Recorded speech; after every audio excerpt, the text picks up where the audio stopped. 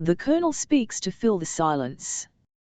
His one good eye presses to a crack in the compartment wall, fixing on the horizon. The other eye stares, though it can hardly see TLN off a film of scarlet blood. Nothing new. His left eye has been like that for years. I follow his gaze, peering through slats in the rattling wood. Dark clouds gather a few miles off, trying to hide behind the forested hills. In the distance, thunder rolls. I pay it no mind. I only hope the storms don't slow the train down, forcing us to spend 1 second longer hidden here, beneath the false floor of a cargo car. We don't have time for thunderstorms or pointless conversation. I haven't slept in 2 days and I have the face to prove it. I want nothing more than quiet and a few hours of rest before we make it back to the base in trial. Luckily there's not much to do here but lie down. I'm too tall to stand in such a space, as is the colonel. We both have to sprawl, leaning as best we can in the dim partition. It'll be night soon, with only darkness to keep us company. I can't complain about the mode of transportation. On the trip out to Someri, we spent half the journey on a barge shipping fruit. It stalled out on Lake Nerin, and most of the cargo rotted. Spent the first week of operations washing the stink from my clothes. And I'll never forget the mess before we started Laker, in Detron. 3 days in a cattle car, only to find the Lakelander capital utterly beyond reach. Too close to the choke and the warfront to have shoddy defences, a truth I willingly overlooked. But I wasn't an officer then, and it wasn't my decision to try to infiltrate a silver capital without adequate intelligence or support. That was the colonel. Back then he was only a captain with the code name Ram and too much to prove, too much to fight for. I only tagged along, barely more than an oath soldier. I had things to prove too. He continues to squint at the landscape. Not to look outside, but to avoid looking at me. Fine.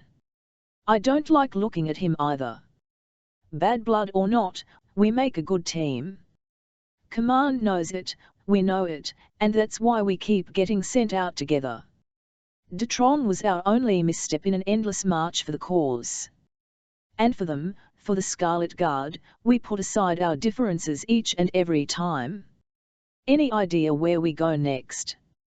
Like the colonel, I won't abide the heavy silence. He pulls back from the wall, frowning, still not looking my way.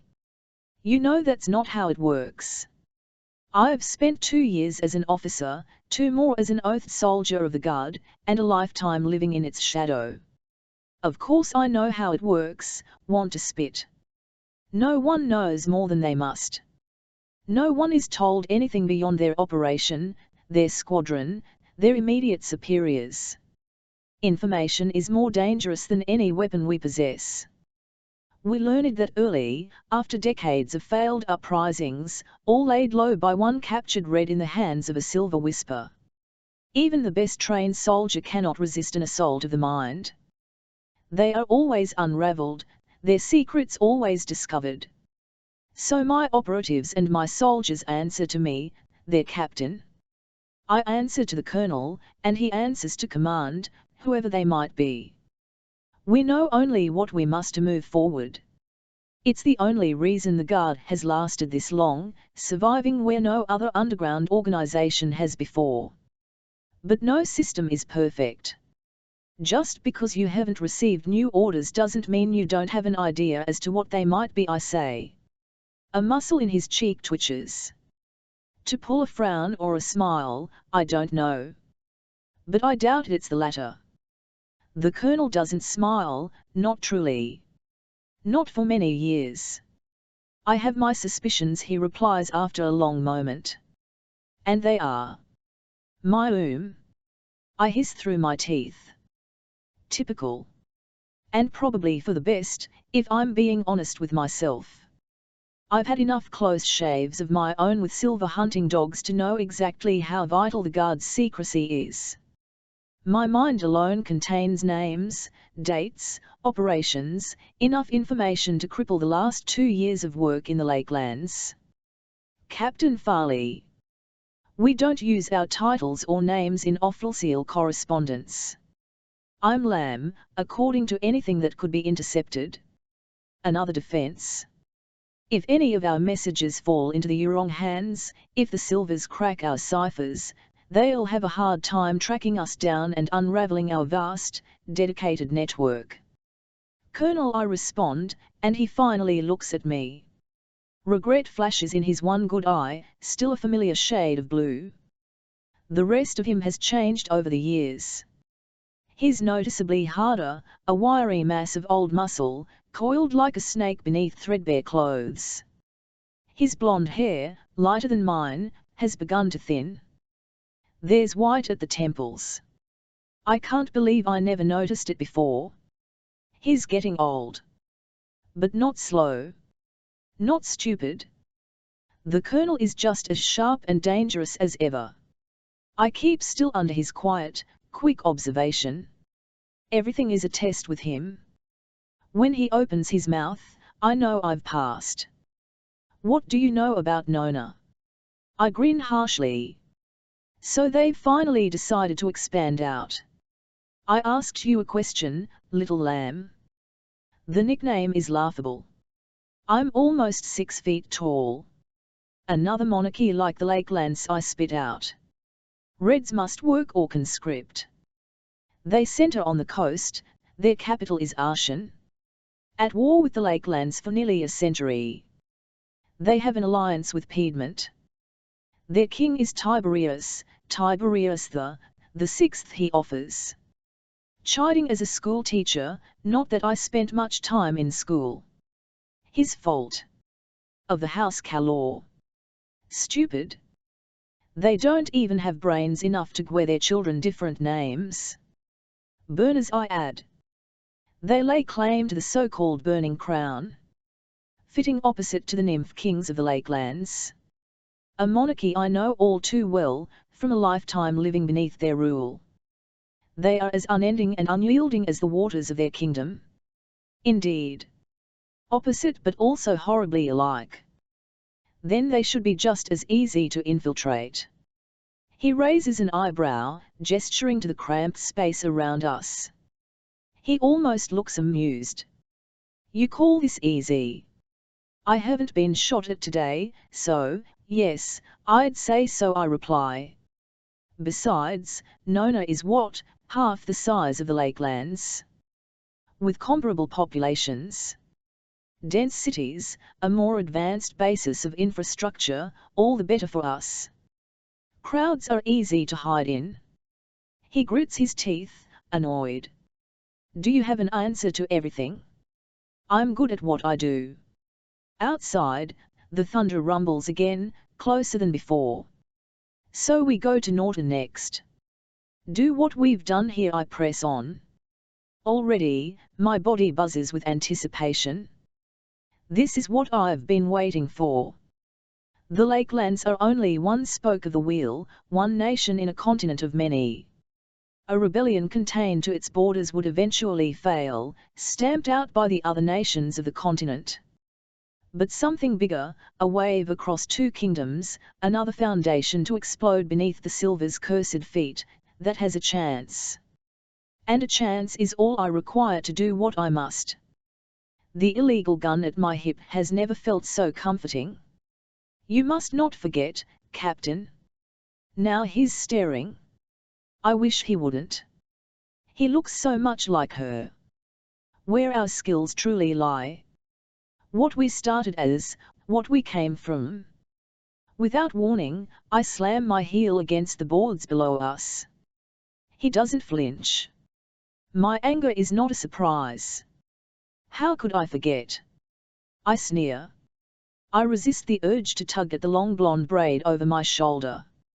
My mirror reminds me every day. I never win arguments with the Colonel. But this feels like a draw at least. He looks away, back to the wall. The last bit of sunlight glints through, illuminating the blood of his wounded eye. It glows red in the dying light. His sigh is heavy with memory. So does mine. The following message has been decoded confidential, command clearance required operative, kernel redacted. Designation, RAM. Origin, trial, LL. Destination, command at redacted. Return to trial with LAM. Reports of LL Silver pushback in Adela verified. Request permission to dispatch Holiday and her team to observe / respond. Request permission to begin assessment of contact viability in NRT. Rise, red as the dawn. The following message has been decoded confidential, senior clearance required operative, general redacted. Designation, drummer. Origin, redacted. Destination, RAM at trial, LL. Permission to dispatch Holiday granted. Observe only, eyes on operation. Permission to assess contact viability in NRT granted. LAM will take point on Operation Red Web, making contact with smuggling and underground networks in NRT, emphasis on the Whistle Black Market Ring. Orders enclosed, her eyes only. Must dispatch to NRT within week. RAM will take point on Operation Shield Wall. Orders enclosed, your eyes only. Must dispatch to Ronto within week. Rise, red as the dawn. Trial is the single largest city on the Lakelander border, its intricately carved walls and towers looking across Lake Redbone and deep into the heart of the northern back country. The lake hides a flooded city, all raided and stripped by nymph divers. Meanwhile, the slave workers of the Lakelands built trial on the shores, in mockery of the drowned ruins and the Nonan wilderness. I used to wonder what kinds of idiots are fighting this silver war, if they insist on containing the battlegrounds to the Forsaken Choke. The northern border is long and winding, cutting along the river, mostly forested on both sides, always defended but never attacked. Of course, in the winter, it's a brutal land of cold and snow, but what about the late spring and summer? Now? If Norta and the Lakelands hadn't been fighting for a century, I would expect an assault on the city at any moment. But there's nothing at all, and never will be. Because the war is not a war at all. It is an extermination. Red soldiers conscript, fight, and die in the thousands, year after year. They are told to fight for their kings, to defend their country, their families, who would surely be overrun and overthrown if not for their forced bravery. And the Silvers sit back, moving their toy legions to and fro, trading blows that never seem to do much of anything. Reds are too small, too restricted, too uneducated to notice. It's sickening. Only one of 1,000 reasons I believe in the cause and in the Scarlet Guard. But belief doesn't make it easy to take a bullet. Not like the last time I returned to Irabel, bleeding from the abdomen, unable to walk without the damned Colonel's aid. At least then I got a week to rest and heal. Now I doubt I'll be here much longer than a few days before they send us back out again. Irabel is the only proper guard base in the region, to my limited knowledge at least. Safe houses scatter along the river and deeper into the woods, but Irabel is certainly the beating heart of our organization. Partly underground and entirely overlooked, most of us would call Irabel home if we had to. But most of us have no true home to speak of, none but the Guard and the Reds alongside us. The structure is much larger than we need, easy for an outsider, or an invader to get lost in. Perfect for seeking quiet. Not to mention most of the entrances and halls are rigged with floodgates. One order from the Colonel and the whole place goes under, drowned like the old world before it. It makes the place damp and cool in summer, frigid in winter, with walls like sheets of ice. No matter the season, I like to walk the tunnels, taking a lonely patrol through dim concrete passages forgotten by anyone but me. After my time on the train, avoiding the Colonel's accusing, crimson gaze, the cool air and open tunnel before me feels like the closet brush of freedom I'll ever know. My gun spins idly on my finger, a careful balance I'm good at keeping. It's not loaded. I'm not stupid. But the lethal weight of it is still pleasing. Yorta. The pistol keeps spinning. Their arms laws are stricter than the Lakelands. Only registered hunters are allowed to carry. And those are few. Just another obstacle I'm eager to overcome. I've never been to Norta, but I assume it's the same as the Lakelands. Just as silver, just as dangerous, just as ignorant. 1,000 executioners, 1,000,000 to the noose. I've long stopped questioning why this is allowed to continue. I was not raised to accept a master's cage, not like so many are. What I see as a maddening surrender is the only survival to so many others. I suppose I have the Colonel to thank for my stubborn belief in freedom. He never let me think otherwise. He never let me accept what we came from. Not that I'll ever tell him that. He's done too much to ever earn my thanks. But so have I. That's fair, I suppose. And don't I believe in fairness? Footsteps turn my head, and I slip the gun to my side, careful to keep it hidden. A fellow guardsman would not mind the weapon, but a silver officer certainly would. Not that I expect one to find us down here. They never do. Indy doesn't bother with a greeting. She holds a few feet away, her tattoos evident against her tan skin even in the meager light. Thorns up one side, from her wrist to the crown of her shaved head, with roses winding down the other arm. Her code name is Holiday, but Garden would have been more fitting. She's a fellow captain, another one of us who answers to the Colonel. There's 10 in all under his command, each with a larger detachment of oathed soldiers swim to their captains. The Colonel wants you in his office. New orders, she says. Then her voice lowers, even though no one can hear us this deep into Irabel. Isn't he happy? I grin and push past her. She's shorter than me, like most people, and has to work to keep up. Is he ever? You know what I mean. This is different. Her dark eyes flash, betraying a rare fear. I saw it last in the infirmary, as she stood over the body of another captain. Saralyn, code-named Mercy, who ended up losing a kidney during a routine arms raid. She's still recovering. The surgeon was shaky at best. Not your fault. Not your job, I remind myself. But I did what I could. I'm no stranger to blood and I was the best medic we had at the moment. Still, it was the first time I held a human organ in my hand. At least she's alive. She's walking in the office, reading the guilt on my face. Slow, but she's doing it. That's good, I say, neglecting to add that she should have been walking weeks ago. Not your fault, echoes again. When we make it back to the central hub, Indy breaks off, heading to the infirmary. She hasn't left Saralyn's side for anything but assignments and, apparently, the Colonel's errands. They came to the guard at the same time, close as sisters. And then, quite obviously, not sisters anymore. No one minds. There's no rules against fraternizing within the organization, so long as the job gets done and everyone comes back alive. So far, no one at Irabel has been foolish or sentimental enough to let something so petty as a feeling jeopardize our cause. I leave Indy to her worries and head in the opposite direction, to where I know the Colonel waits. His office would make a marvelous tomb.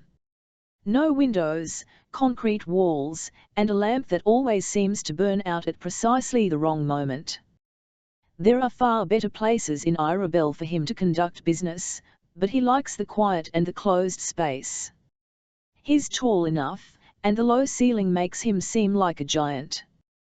Probably why he likes the room so much. His head scrapes the ceiling when he stands to greet my entrance. New orders? I ask, already knowing the answer. We've been here 2 days. I know better than to expect any kind of vacation, even after the grand success of Operation Laker. The central passages of 3 lakes, each one key to the inner lakelands, now belong to us, and no one is the wiser. For what higher purpose, I don't know. That's for command to worry about, not the Colonel slides a folded paper across the table to me. Sealed edges. I have to snap it open with a finger. Strange. I've never received sealed orders before. My eyes scan the page, widening with every passing word. Command orders. Straight from the top, past the Colonel, directly to me. These are, he holds up a hand, stopping me short. Command says your eyes only. His voice is controlled, but I hear the anger anyway. It's your operation. I have to clench a fist to keep calm. Your own operation. Blood pounds in my ears, pressed on by a rising heartbeat. My jaw clenches, grinding my teeth together so I don't smile. I look back at the orders again to make sure they are real. Operation Red Web. After a moment, I realize something is missing. There's no mention of you, sir. He raises the eyebrow of his bad eye. Do you expect there to be? I'm not your nanny, Captain. He bristles. The mask of control threatens to slip and he busies himself with an already pristine desk, flicking away a piece of dust that doesn't exist. I shrug off the insult. Very well. I assume you have orders of your I do, he says quickly. Then a bit of a celebration is in order. The Colonel all but sneers. You want to celebrate being a poster girl? Or would you rather cheer a suicide mission? Now I really do smile. I don't see it that way. Slowly, I fold the orders again and slip them into my jacket pocket. Tonight, I drink to my first independent assignment. And tomorrow, I head to Norta. Your eyes only, Captain. When I reach the door, I glare at him over my shoulder. As if you didn't already know. His silence is admission enough. Besides, I'll still be reporting to you, so you can pass on my relays to command, I add. I can't help but go at him a little. He deserves it for the nanny comment. What's that called? Oh yes. The middleman. Careful, Captain. I nod my head, smiling as I wrench open the office door. Always, sir. Thankfully, he doesn't let another uncomfortable silence linger. Your broadcast crew is waiting in your barracks. Best get on. I do hope I'm camera ready. I giggle falsely, pretending to preen. He waves a hand, officially dismissing me from his sight. I go willingly, weaving through the halls of Irabel with enthusiasm. To my surprise, the excitement pulsing through me doesn't last long. I started out sprinting to the barracks, intending to hunt down my team of Oath soldiers and tell them the good news. But my pace soon slows, my delight giving way to reluctance. And fear. There's a reason they call us Ram and Lamb, other than the obvious. I've never been sent anywhere without the Colonel to follow. He's always been there, a safety net I've never wanted, but one I've become far too familiar with. He's saved my life too many times to count. And he's certainly why I'm here instead of a frozen village, losing fingers to every winter and friends to every round of conscription. We don't see eye to eye on much, but we always get the job done, and we always stay alive. We succeed where others can't. We survive. Now I must do the same alone. Now I have to protect others, taking their lives, and deaths, onto my shoulders. My pace halts, allowing me a few more moments to collect myself. The cool shadows are calming, inviting. I press up against the slick concrete wall, letting the cold seep through me. I must be like the Colonel when I assemble my team. I am their captain, their commander, and I must be perfect. No room for mistakes and no hesitation. Forward at all costs. Rise, red as the dawn. The Colonel may not be a good person, but he's a brilliant leader. That's always been enough. And now I'll do my best to be the same. I think better of my plan. Let the rest idle a few minutes longer. I enter my barracks on my own, chin raised. I don't know why I was chosen for this, why command wants me to be the one to shout our words. But I'm sure there's a good reason. A young woman holding a flag is quite a striking figure, but also a puzzling one. Silvers might send men and women to die on the lines in equal measure, but a rebel group led by a woman is easier to underestimate. Just what command wants. Or they simply prefer I'm the one eventually identified and executed, rather than one of their own. The first crewman, a slumtown escapee judging by his tattooed neck, waves me to the camera already waiting. Another hands me a red scarf and a typed message, one that will not be heard for many months. But when it rings out across Norta and the Lakelands, it will land if the strength of a hammer's fall. I face the cameras alone, my face hidden, my words steel. Rise, red as the dawn. The following message has been decoded confidential, command clearance required operative, Colonel redacted. Designation, RAM. Origin, Trial, LL.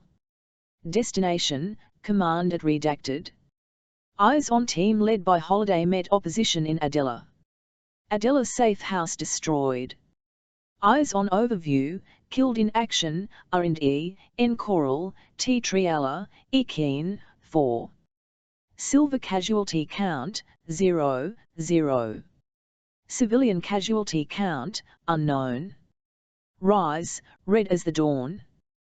The following message has been decoded confidential, senior clearance required day 4 of Operation Red Web, Stage 1.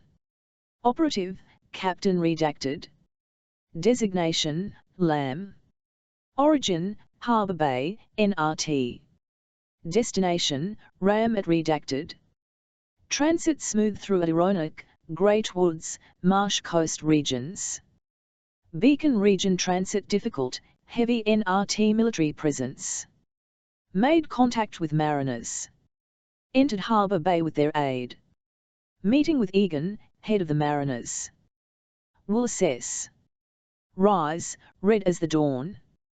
As any good cook can tell you, there are always rats in the kitchen. The kingdom of Norta is no different. Its cracks and crevices crawl with what the Silver Elite would call vermin. Red thieves, smugglers, army deserters, teenagers fleeing conscription, or feeble elders trying to escape punishment for the idle crime of growing old. In the back country, farther north toward the Lakeland border, they keep to the woods and small villages, finding safety in the places no self-respecting Silver would condescend to live. But in cities like Harbour Bay, where Silvers keep fine houses and ugly laws, Reds turn to more desperate measures. And so must Boss Egan is not easy to get to. His so-called associates take me and my lieutenant, Tristan, through a maze of tunnels under the walls of the coastal city. We double back more than once, to confuse me as well as anyone who might try to follow. I all but expect Melody, the soft-voiced and sharp-eyed thief leading the way, to blindfold us. Instead, she lets the darkness do its work, and by the time we emerge, I can barely find Fru North, let alone my way out of the city. Tristan is not a trusting man, having learned well at the hands of the Scarlet Guard. He hovers at my side, one hand inside his jacket, always gripping the long knife he keeps close. Melody and her men laugh off the obvious threat, pulling back coats and shawls to reveal edged weapons of their own. Not to worry, Stretch, she says, raising an eyebrow at Tristan's scraping height. You're well protected. He flushes, angry, but doesn't loosen his grasp. And I'm still keenly aware of the knife in my boot, not to mention the pistol tucked into the back of my pants. Melody keeps walking, leading us through a market trembling with noise and the sharp smell of fish. Her thick body cuts through the crowd, which parts to let her pass. The tattoo on her upper arm, a blue anchor surrounded by red, coiling rope, is warning enough. She's a mariner, a member of Smuggling Operation Command assigned me to feel out. And judging by the way she orders her own detachment, 3 of them following her lead, she's highly ranked and well respected. I feel her assessing me, even though her eyes are forward. For this reason, I decided not to take the rest of my team into the city to meet with her boss. Tristan and I are enough to evaluate his operation, judge his motives, and report back. Egan, it seems, takes the opposite approach. I expect a subterranean stronghold much like ours at Irabel, but Melody leads us to an ancient lighthouse, its walls weathered by age and the salty air. Once a beacon used to guide ships into port, now it's too far from the water, as the city expanded out into the harbour. From the outside, it looks abandoned, its windows shuttered and doors barred. The mariners pay it no mind.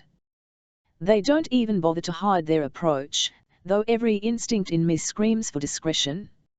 Instead, Melody leads us across the open market, head high. The crowd moves with us like a school of fish, providing camouflage, escorting us all the way to the lighthouse and a battered, locked door. I blink at the action, noting how well organized the mariners seem to be. They command respect, that's obvious, not to mention loyalty. Both valuable prizes to the Scarlet Guard, things that cannot truly be bought with money or intimidation. My heart leaps in my chest. The mariners look to be viable allies indeed. Once safely inside the lighthouse, at the foot of an endless, spiraling stair, I feel a cord of tension release in my chest. I'm no stranger to infiltrating silver cities, prowling the streets with poor intent, but I certainly don't enjoy it. Especially without the Colonel at my side, a gruff but effective shield against anything that might befall us. You're not afraid of officers? I wonder aloud, watching as one of the mariners locks the door behind us. They don't know you're here. Again, Melody chuckles. She's already a dozen steps up, and still climbing. Oh, they know we're here. Tristan's eyes almost bug out of his head. What? He blanches, mirroring my thoughts. I said, security knows we're here, she repeats. Her voice echoes. When I put a foot on the first step, Tristan grabs my wrist. We shouldn't be here, Cap, he murmurs, forgetting himself. I don't give him the chance to say my name, to go against the rules and protocols that have protected us for so long.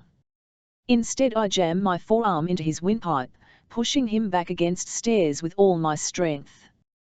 He sprawls, falling, his weedy length stretched across several steps. My face flushes with heat. This isn't something I want to do, in front of outsiders or not. Tristan is a good lieutenant, if overprotective. I don't know what's more damaging, showing the mariners dissension in our ranks or showing them fear. I hope it's the latter. With a calculated shrug, I step back and offer my hand to Tristan, but no apology. He knows why. And without another word, he follows me up the stairs. Melody lets us pass and I feel her eyes with every step. She's certainly watching me now. And I let her, my face and manner impassive. I do my best to be like the Colonel, unreadable and unflinching. At the crown of the lighthouse, the boarded-up windows give way to a wide view of Harbour Bay. Literally built on top of another ancient city, the bay is an old knot. The Nanau lanes and fivists are better suited to horses rather than transports, and we had to duck into alleys to avoid being run over. From this vantage point, I can see everything centers around the famous harbour, with too many alleys, tunnels, and forgotten corners to fully patrol. Paired with a high concentration of Reds, Harbour Bay is a perfect place for the Scarlet Guard to start. Our intelligence identified the city as the most viable route of Red rebellion in Norta, when an uprising comes. Unlike the capital, Ashen, where the seat of government demands absolute command, Harbour Bay is not so controlled. But it is not undefended. There's a military base built out on the water, dividing the perfect semicircle of land and waves in two. Fort Patriot. A hub for the Northern Army, Navy, and Air Force, the only one of its kind to serve all three branches of the Silver Military. Like the rest of the city, its walls and buildings are painted white, tipped with blue roofs and tall silver spires. I try to memorize it from this vantage point. Who knows when the knowledge might come in handy? And thanks to the useless war currently being fought in the north, Fort Patriot is entirely blind to the city around it. The soldiers keep to their walls, while security keep the city in line. According to reports, they protect their own, the Silver citizens, but the Reds of the Bay largely govern themselves, with separate groups and bands keeping their own sort of order. 3 in particular. The Red Watch forms a police force of sorts, upholding what Red justice they can, protecting and enforcing laws Silver security won't bother with. They settle Red disputes and crimes committed against our own, to prevent any more abuse by merciless, silver-blooded hands. Their work is acknowledged, tolerated even by the officers of the city, and for this reason, I will not go to them. Noble as their cause might be, they run too close to Silvers for my taste. But the Sea Skulls, a glorified gang, make me just as wary. They are violent by all accounts, a trait I would normally admire. Their business is blood, and they have the feel of a rabid dog. Vicious, relentless, and stupid, their members are often executed and quickly replaced. They maintain control of their sector of the city through murder and blackmail, and often find themselves at odds with their rival operation, the Mariners, who I must assess for myself. Your lamb, I presume? I turn on my heel, away from the horizon stretching in all directions. The man I assume to be Egan leans against the opposite windows, either unaware or unafraid of the fact that nothing but aged glass stands between him and a long fall. Like me, he's putting on a charade, showing the cards he wants while hiding the rest. I came here with only Tristan to present a certain image. Egan, flanked by Melody and a troop of mariners, elects to show his strength. To impress me. Good. He crosses his arms, displaying 2 muscled and scarred forearms marked with twin anchor tattoos. I'm reminded of the Colonel, though they look nothing alike. Egan is short, squat, barrel-chested, with sun-damaged skin and long, salt-worn hair in a tangled plait. I don't doubt he's spent half his life on a boat. Or at least, that's whatever code name you've been saddled with. Egan continues, grinning. He's missing a good amount of teeth. Am I right? I shrug, non-committal. Does my name matter? Not at all. Only your intentions. And those are? Matching his grin, I cross to the center of the room, careful to avoid the sunken circle where the lighthouse lantern used to live. I believe you know that already. My orders stated contact was made, but not to what extent. A necessary omission, to make sure outsiders cannot use our correspondence against us. Yes, well, I know well enough the goals and tactics of your people, but I'm talking to you. What are you here for? Your people. The words Fivinge, tugging at my brain. I'll decipher them later. I wish very much for a fist fight, instead of this nauseating game of back and forth. I'd rather a black eye than a puzzle. My goal is to establish open lines of communication. You're a smuggling operation, and having friends across the border is beneficial to us both. With another winning smile, I run my fingers through my braided hair. I'm just a messenger, sir. Oh, I don't think I'd ever call a captain of the Scarlet Guard just a messenger. This time, Tristan keeps still. It's my turn to react, despite my training.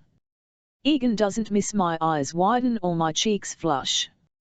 His deputies, Melody especially, have the audacity to smirk among themselves. Your people. The Scarlet Guard. He's met us before. I'm not the first, then. Another manic grin. Not by a long shot. We've been run goods for. He glances at Melody, pausing for effect. 2 years ago, yours Smee. Was it? September 300, boss, she replies. Ah, yes. I take it you don't know anything about that, sheep. I fight the urge to grit my teeth and growl. Discretion, the order said. I doubt tossing one up-jumped criminal from his decaying tower is considered discreet. It's not our way. And that's the only explanation I offer. Because while Egan thinks himself above me, far more informed than I am, he's you wrong. He has no idea what we are, what we've done, and how much more we plan to do. He can't even fathom it. Well, your comrades pay well, that's for certain. He jingles a bracelet, nicely crafted silver, braided like rope. I expect you'll do the same. If I'll do what's asked, yes. Then I'll do what's asked. One nod at Tristan sets his wheels spinning. He tramps to my side in 2 long steps, so fast and gangly Egan laughs. Stars, you're a twiggy one, Egan says. What do they call you? Beanpole. A corner of my mouth twitches, but I don't smile. For Tristan's sake. No matter how much he eats or trains, he can't seem to gain any sort of muscle. Not that it makes much difference where he's concerned. Tristan is a gunman, a sniper, not a brawler. He's most valuable 100 yards away with a good rifle. I won't mention to Egan that his code name is Bones. We require overview and introduction to the so-called Urhisel network, Tristan says, making my demands for me. Another tactic of the Colonel's that I've adopted. We're looking for viable contacts in these key areas. He passes over a marked map, plain but for the red dots on important cities and crossroads throughout the country. I know it without looking. The industrial slums of Grey Tomb and Newtown, the capital, Aachen, Delphi, the military city Corvium, and many smaller towns and villages in between. Egan doesn't glance at the paper, but nods all the same, a picture of confidence. Anything else, he gravels out. Tristan glances my way, giving me one last chance to refuse this final order from command. But I won't. We will require use of your smuggling network soon. Easy enough. With the whistles, the whole country is open to you. You can send light bulbs from here to Corvium and back if I want. I can't help but smile, showing my teeth. But Egan's grin fades a little. He knows there's more. What's the cargo? With quick hands, I drop a tiny bag of Tetrarch coins at his feet. All silver. Enough to convince him. The right people. The following message has been decoded. Confidential, senior clearance required. Day 6 of Operation Red Web, Stage 1. Operative, Captain redacted. Designation, Lamb. Origin, Harbour Bay, NRT. Destination, Ram at redacted. Mariners led by Egan agree to terms. Will run Beacon Region transport upon undertaking of Red Web Stage 2. Be advised, mariners aware of SG organisation. Other cells active in NRT. Request clarification, Rise, red as the dawn. The following message has been decoded. Confidential, senior clearance required. Operative, Colonel redacted. Designation, Ram. Origin, redacted. Destination, Lamb at Harbour Bay, NRT. Disregard. Focus on Red Web. Rise, red as the dawn. The following message has been decoded. Confidential, senior clearance required. Day 10 of Operation Red Web, Stage 1. Operative, Captain redacted. Designation, Lamb. Origin, Albinus, NRT. Destination, Ram at redacted. Made contacts in Whistle network across Beacon region / into Capital Valley, all stage 2 milling. Working way up the Capital River. Town of Albans closest red centre to Somerton, seasonal home of King Tiberius and his gift. Valuable? Will assess. Rise, red as the dawn. The locals call it the stilts. I can see why. The river is still high, flooded by the spring melts, and much of the Toen would be underwater if not for the high pylons its structures are built on. An arena frowns over it all from the crest of a hill. A firm reminder of who owns this place and who rules this kingdom. Unlike the larger cities of Harbour Bay or Haven, there are no walls, no gates, and no blood checks. My soldiers and I enter in the morning with the rest of the merchants moving along the Royal Road. A silver officer checks our false identification cards with a disinterested flicker of a glance before waving us on, letting a pack of wolves into his village of sheep. If not for the location and Albanus's proximity to the King's summer palace, I wouldn't give this place another glance.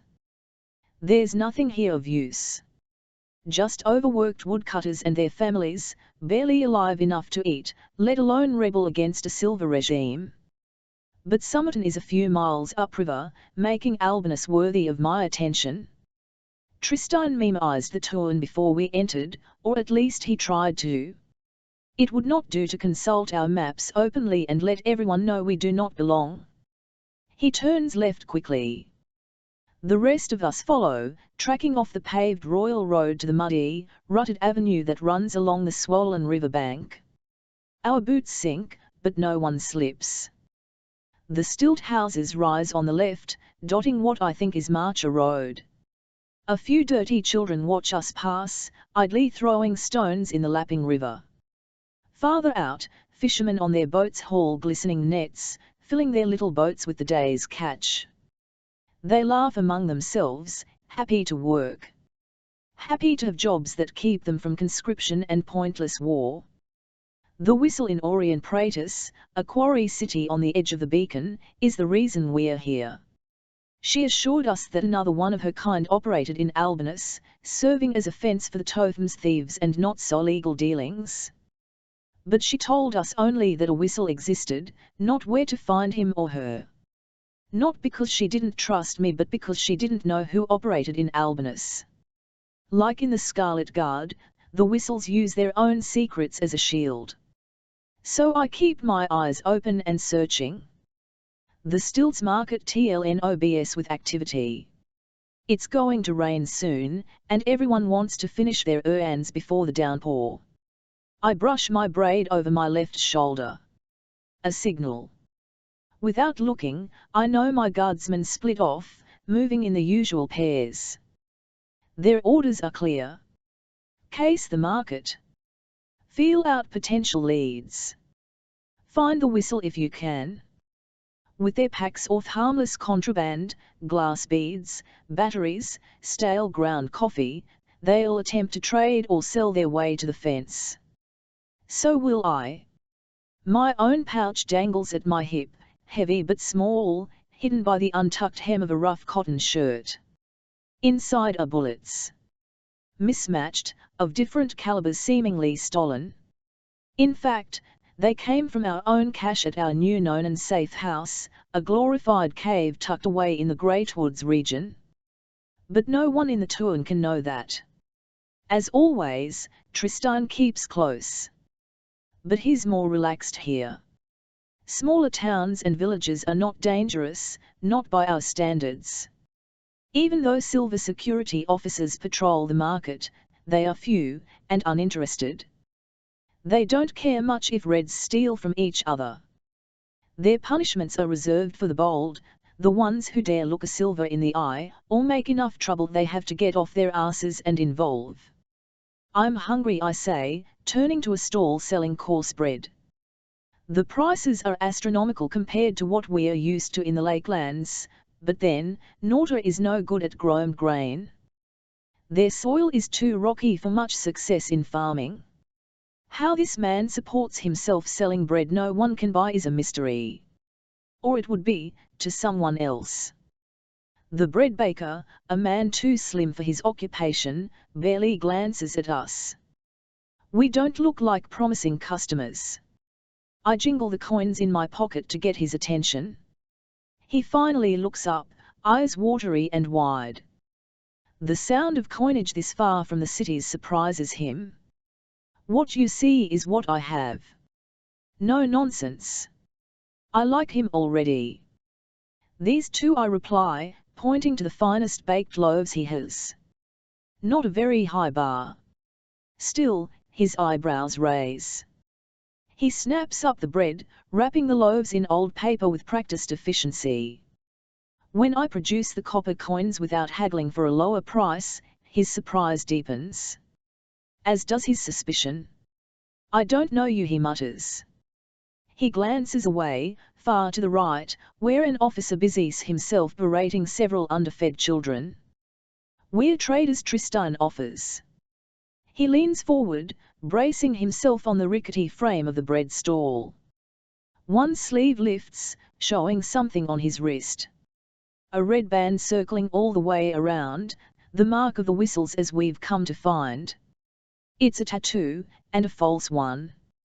But the baker doesn't know that. The man's eyes linger on Tristan for only a moment, before trailing back to me. Not so foolish as he looks, then. And what are you looking to trade? He says, pushing one of the loaves into my hands. The other he keeps. Waiting. This and that, I reply. And then I whistle, soft and low, but unmistakable. The two-note tune the last whistle taught me. Harmless to those who know nothing. The baker does not smile or nod. His face betrays nothing. You'll find better business in the dark. I always do. Down Mill Road, around the bend. A wagon, the baker adds. After sunset, but before midnight. Tristan nods. He knows the place. I dip my head as well, in a tiny gesture of thanks. The baker doesn't offer his own. Instead, his fingers curl around my other loaf of bread, which he puts back down on the stall counter. In a single motion, he tears off its paper W tappings and takes a taunting bite. Crumbs flake into his meager beard, each one a message. My coin has been traded for something more valuable than bread. Mill Road, around the bend. Fighting a smile, I pull my braid over my right shoulder. All over the market, my soldiers abandon their pursuits. They move as one, a school of fish following their leader. As we make our way back out of the market, I fry to ignore the grumblings of two guardsmen. Apparently, someone picked their pockets. All those batteries, gone in a second. Didn't even notice, Kara grumbles, pouring through her satchel. I glance at her. Your comm? If her broadcaster, a tiny radio that passes our messages in beeps and clicks, is gone, we'll be in serious trouble. Thankfully, she shakes her head and pats a bump in her shirt. Still here, she says. I force a simple nod, swallowing my sigh of relief.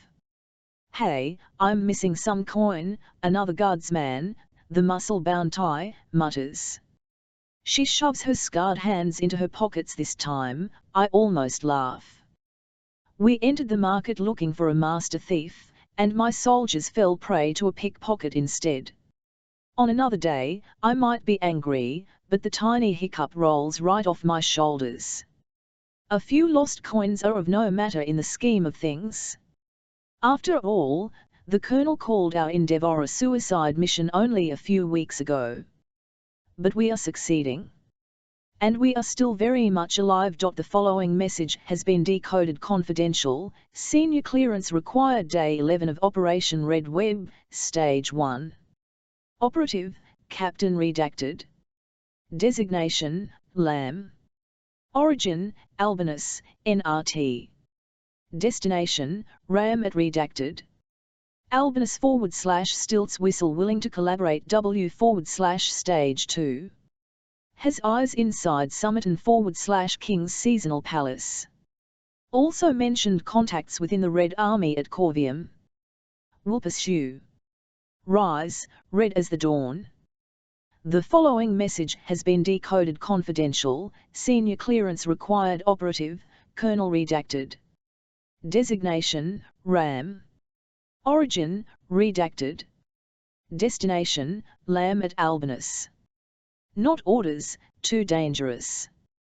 Continue with red web. Rise, red as the dawn. The following message has been decoded confidential, senior clearance required day 12 of Operation Red Web, Stage 1. Operative, Captain redacted. Designation, Lamb. Origin, Sire Rakar, NRT. Destination, RAM at redacted. Intent of Red Web Stage 1 is to introduce SG into NRT via existing networks. Army within orders. Red Army contacts invaluable. Will pursue. Pass up message to command. En route to Corvium. Rise, red as the dawn. The following message has been decoded confidential, senior clearance required operative, Colonel redacted. Designation, RAM. Origin, redacted. Destination, Lamb at Sire Rakar. Stand down. Do not proceed to Corvium. Rise, red as the dawn. The following message has been decoded confidential, senior clearance required operative, General redacted. Designation, Drummer. Origin, redacted. Destination, Lamb at Sire Rakar, RAM at redacted. Proceed to Corvium. Assess Red Army contacts for information and Stage 2 / asset removal. Rise, red as the dawn.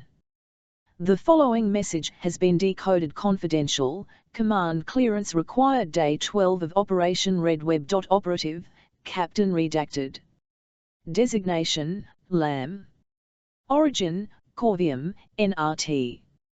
Destination, Command at redacted, RAM at redacted. Acknowledged. Clearly not too dangerous. Rise, red as the dawn. The following message has been decoded confidential, command clearance required operative, Colonel redacted.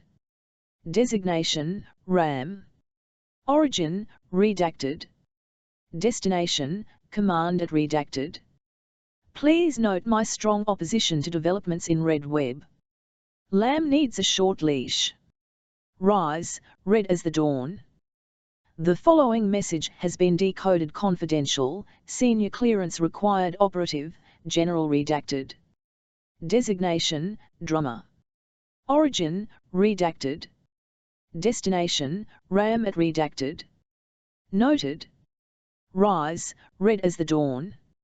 I can smell the choke from here. Ash, smoke, corpses. It's a slow day. No bombs yet.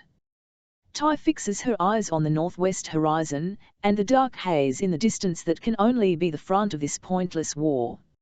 She served on the lines herself, albeit on the opposite side we are now. She fought for Lakelander masters and lost an ear to a frost-bitten winter in trenches. She doesn't hide the deformity. Her blonde hair is pulled back tightly, letting everyone see the ruined stump her so-called loyalty bought her. Tristan scans the landscape for the third time, squinting through the scope of his long rifle. He lies on his belly, half hidden by the ropey spring grass. His motions are slow and methodical, practiced in the gun range at Irabel, as well as the deep forests of the Lakelands. The notches on the barrel, tiny scratches in the metal, stand out brightly in the daylight. 22 in all, one for every silver killed with that very weapon. For all his itchy paranoia, Tristan has a surprisingly steady trigger finger. From our place on the rise, we have a commanding view of the surrounding woods. The choke some miles to the northwest, clouded even under the morning sun, and Corvium another mile to the east. There are no more towns here, or even animals. Too close to the trench lines for anything but soldiers. But they keep to the Iron Road, the main thoroughfare that passes through Corvium and ends at the front lines. Over the last few days, we've learned much about the Red Legions constantly moving, replacing defeated soldiers on the lines, only to march back with their own dead and wounded a week later. They march in at dawn and late evening. We keep our distance from the road, but we can still hear them when they go. 5,000 in each legion, 5,000 of our Red brothers and sisters resigned to living targets. Supply convoys are harder to predict, moving when required, and not on any schedule. They too are manned by Red soldiers and silver officers, albeit officers of the useless kind. There's no honor in commanding a transport full of stale food and worn bandages. The supply convoys are a punishment for silvers, and a reprieve for Reds. And best of all, they are poorly guarded. After all, the Lakelander enemy is firmly on the other side of the choke, separated by miles of wasteland, trenches, and popping artillery. No one looks to the trees as they pass. No one suspects another enemy already inside their diamond glass walls. I can't see the iron road from this ridge, the trees are in full leaf, obscuring the paved avenue, but we are not watching the road today. We aren't gathering intelligence from troop movements. We're going to talk to the troops themselves. My internal clock tells me they are late. Could be a trap, Tristan mutters, always eager to voice his panicked opinion. He keeps his eye firmly pressed to the scope in warning. He's been expecting a trap since the moment Will Whistle told us about his army contacts. And now that we're going to meet them, he's been on edge more than usual, if that's possible. Not a bad instinct to have, but not a helpful one at the moment. Risk is part of the game. We won't get anywhere if we think only of our own skins. But there is a reason only 3 of us are waiting. If it's a trap, we'll get out of it, I reply. We've beaten worse. It's not a lie. We all have scars and ghosts of our own. Some drove us to the Scarlet Guard, and some were because of it. I know the sting of both. My words are for time more than Tristan. Like all who escaped the trenches, she is not at all happy to be back, even if she isn't wearing a Lakelander's blue uniform. Not that she would ever complain about this out loud. But I can tell. Movement. Ty and I crouch lower, whipping in the direction of Tristan's gaze. The rifle nose tracks at a snail's pace, following something in the trees. 4 shadows. Outnumbered. They emerge with their palms out, showing empty hands. Unlike the soldiers on the road, these 4 have their uniforms turned inside out, favoring stained brown and black lining over their usual rust colors. Better camouflage for the woods. Not to mention their names and ranks. I can't see any insignia or badges of any kind. I have no idea who they are. A calm breeze rustles the grass. It ripples like a pond disturbed by a single stone, its green waves breaking against the 4 as they approach in single file. I now my eyes at their feet. They are careful to step in the leader's footprints. Any tracker would think only 1 person came this way, not 4. Smart. A woman leads, her jaw like an anvil. She's missing both her trigger fingers. Unable to shoot, but still a soldier, judging by the crags of weariness on her face. Like the willowy, copper-skinned girl on her heels, her head is shaved to the scalp. 2 men bring up the rear. They are young, both probably within their first year of conscription. Neither is scarred or visibly injured, so they can't be masquerading as wounded back in Corvium. Supply soldiers, most likely. Lucky to haul crates of ammunition and food. Although the second, the one at the very back, seems too slight for manual labor. The bald woman stops 10 feet away, her palms still raised. Too close for both our liking.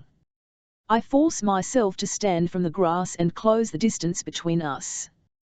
Ty and Tristan keep still, not hidden, but not moving either. We're the ones, she says. I keep my hands on my hips, fingers inches from the gun belted across my waist. A naked threat. Who sent us? I ask her in testing. Behind me, Tristan tightens like a snake.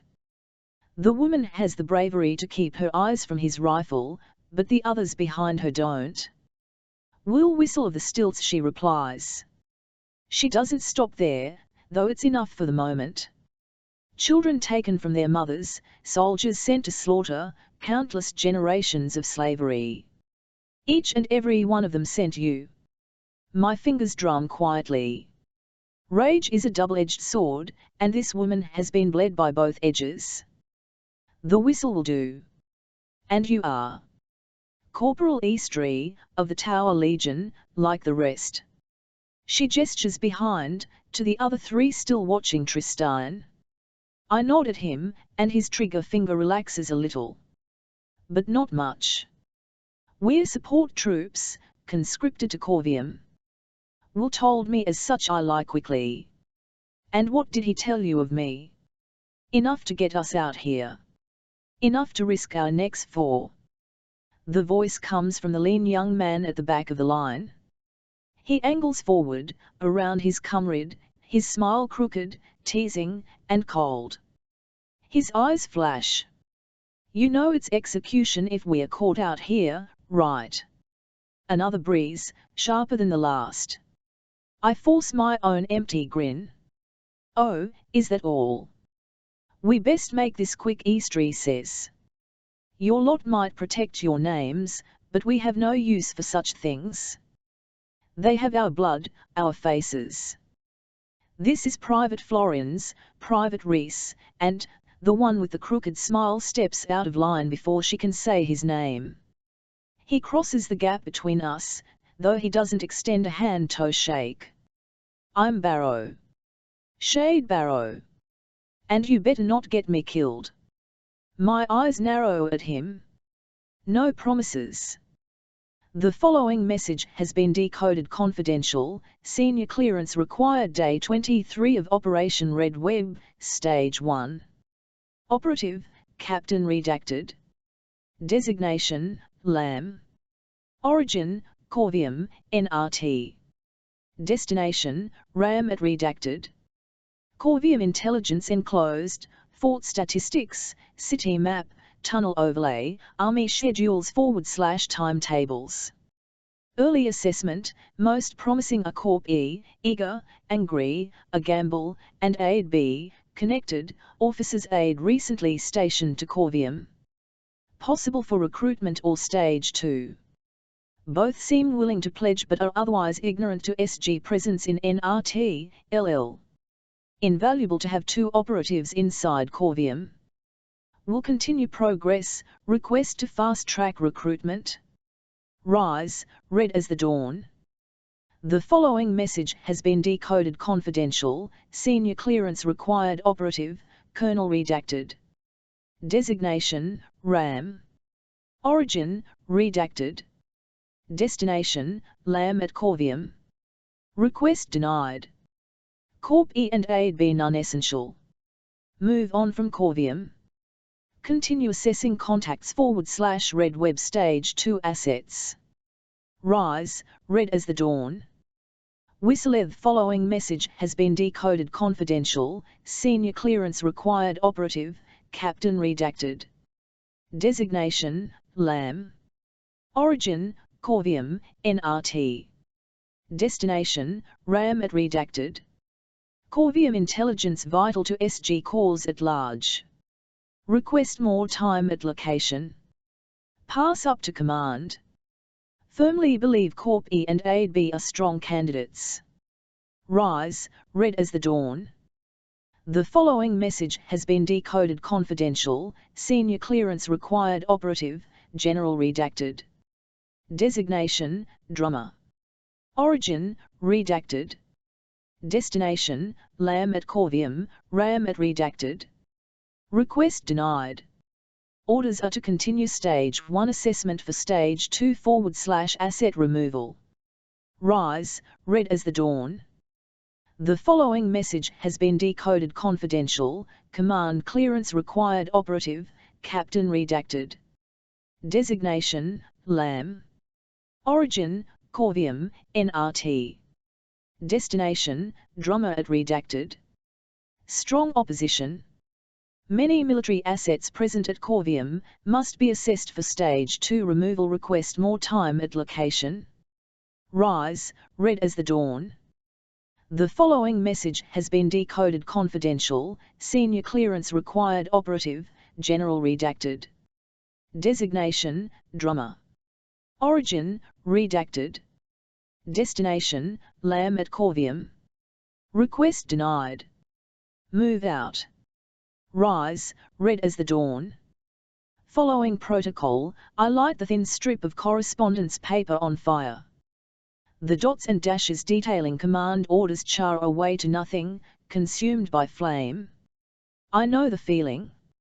Hot anger licks at my insides. But I keep my face still, for Kara's sake. She looks on, thick glasses perched on her nose. Her fingers itch, ready to click out my response to orders she cannot read. No need, I say, waving her off. The lie sits in my mouth for a moment.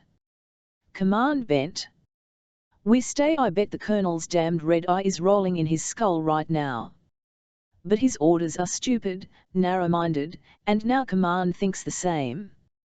They must be disobeyed, for the cause, for the Scarlet Guard. Corporal Eastry and Barrow would be invaluable to us, not to mention they are both risking their lives to get me the information I need. The Guard owes them an oath, if not evacuation in Stage 2. They aren't here, in the thick of things, I tell myself. It helps ease the sting of disobedience. The Colonel and Command don't understand what Corvium means to the Norton military, or how important our information will become. The tunnel system alone is worth my time. It connects every piece of the fortress city, allowing not only clandestine troop movements but easy infiltration of Corvium itself. And thanks to Barrow's position as aide to a high-ranking Silver, we know less savory intelligence as well. Which officers prefer the unwilling company of Red soldiers? That Lord General Asinoz, the nymph governor of the Westlakes region and commander of the city, continues a family feud with Lord General Laris, commander of the entire Norton Air Fleet. Who is essential to the military and who wears rank for show? The list goes on. Petty rivalries and weaknesses to be exploited. There are places off-front for us to poke at. If command doesn't see this, then they must be blind. But I am not. And today is the day I set foot inside the walls myself and see the worst of what Norta has to offer. Tomorrow's revolution. Kara folds up her broadcaster and reattaches it to the cord around her neck. It stays with her always, nestled next to her heart. Not even to the Colonel, she asks. To gloat. Not today. I force my best smirk. It placates her. And it convinces me. The last 2 weeks have been a goldmine of information. The next 2 will certainly be the same. I force my way out of the stuffy, shuttered closet we use for transmissions, the only part of the abandoned house with 4 walls and an intact roof. The rest of the structure does its job well, serving as the safe house for our dealings in Corvium. The main room, as long as it is wide, has brick walls, though one side is collapsed along with the rusted tin roof. And the smaller chamber, probably a bedroom, has no roof at all. Not that we mind. The Scarlet Guard has suffered worse, and the nights have been unseasonably warm, albeit humid. Summer is coming to Norta. Our plastic tents keep out the rain, but not the moist air. It's nothing, I tell myself. A mild discomfort. But sweat drips down my neck anyway. And it's not even midday yet. Trying to ignore the sticky sensation that comes with the rising humidity, I pile my braid on top of my head, wrapping it like a crown. If this weather keeps up, I might just cut it all off. His late Tristan says from his lookout at a glassless window. His eyes never still, always darting, searching. I'd be worried if he wasn't. Barrow hasn't been on time once in the past 2 weeks, not for any of our meetings. Kara joins Ty in the corner, dropping down with a merry flop. She sets to cleaning her glasses as intently as Ty cleans pistols. Both of them share the same look, fair-haired Lakelanders. Like me, they are not used to the May heat, and they cluster together in the shade. Tristan is not so affected. He's a Piedmont boy originally, a son of mild winter and swampy summer. The heat doesn't bother him. In fact, the only indicator of the changing season are his freckles, which seem to breed. They dot his arms and face, more every day. And his hair is longer too, a dark red mop that curls in the humidity. I told him as much, Rasha says from the opposite comer. She busies herself braiding her hair out of her dark face, taking care to divide her curling black locks into even pieces. Her own rifle, not so long as Tristan's but just as well used, props against the wall next to her. Starting to think they don't sleep down in Piedmont. If you want to know more about my sleeping habits, all you have to do is ask, Rasha, Tristan replies. This time he turns over his shoulder, just for a second, to meet her black eyes. They share a knowing look. I fight the urge to scoff. Keep it to the woods, you two, I mutter. Hard enough sleeping on the ground without listening to rustling tents. Scouts still out. Tanny and Shaw are taking the ridge, they won't be back until dusk, same as Big Coop and Martinson. Tristan ticks off the rest of our team on his fingers. Cristobal and Little Coop are about a mile out, in the trees. Waiting on your Barrow boy, and looking to wait a while.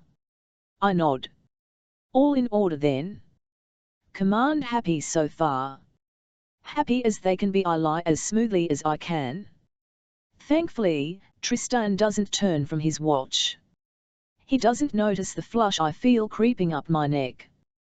We're feeding good intelligence. Worth our time for sure. They're looking to Oath Eastry or Barrow. What makes you say that? He shrugs. Seems like a long time to put into a pair we don't mean to recruit. Or are you suggesting them for stage 2?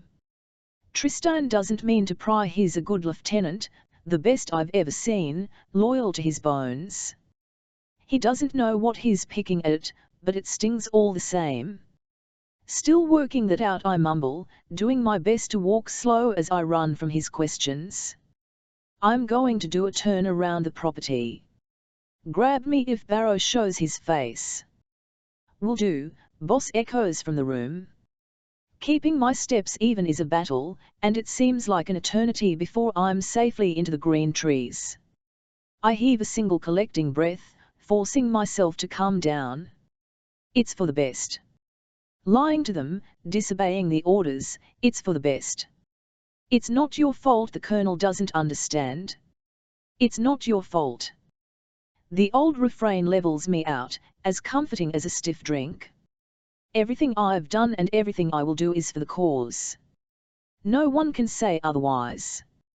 No one will ever question my loyalty, not once I give them Nona on a silver platter. A smile slowly replaces my usual scowl. My team doesn't know what's coming. Not even Tristan. They don't know what command has planned for this kingdom in the coming weeks, or what we've done to put things in motion. Grinning, I remember the whirring video camera. The words I said in front of it. Soon, the world'll hear them. I don't like the woods here. They are too still, too quiet, with the smell of ash still clinging to the air. Despite the living trees, this is a dead place. Nice time for a walk. My pistol jams against his temple before I have time to think. Somehow, Barrow doesn't flinch. He only raises his palms in mock surrender. You're a special kind of stupid, I say. He chuckles. Must be, since I keep wandering back to your ragtag rebel club. And you're late. I prefer chronologically challenged. With a humorless scoff, I holster the gun, but keep my hand on it. I narrow my eyes at him. Usually his uniform is turned inside out for camouflage, but this time he hasn't bothered. His jacket is red as blood, dark and worn. He sticks out against the greenery. I've got 2 spotters waiting on you. They must not be very good. Again, that smile. Another would think Shade Barrow was warm, open, always laughing. But there's a chill beneath all that. An iron cold. I came the usual way. Sneering, I pat his jacket. Did you now? There. His eyes flash, chips of frozen amber. Shade Barrow has secrets of his own.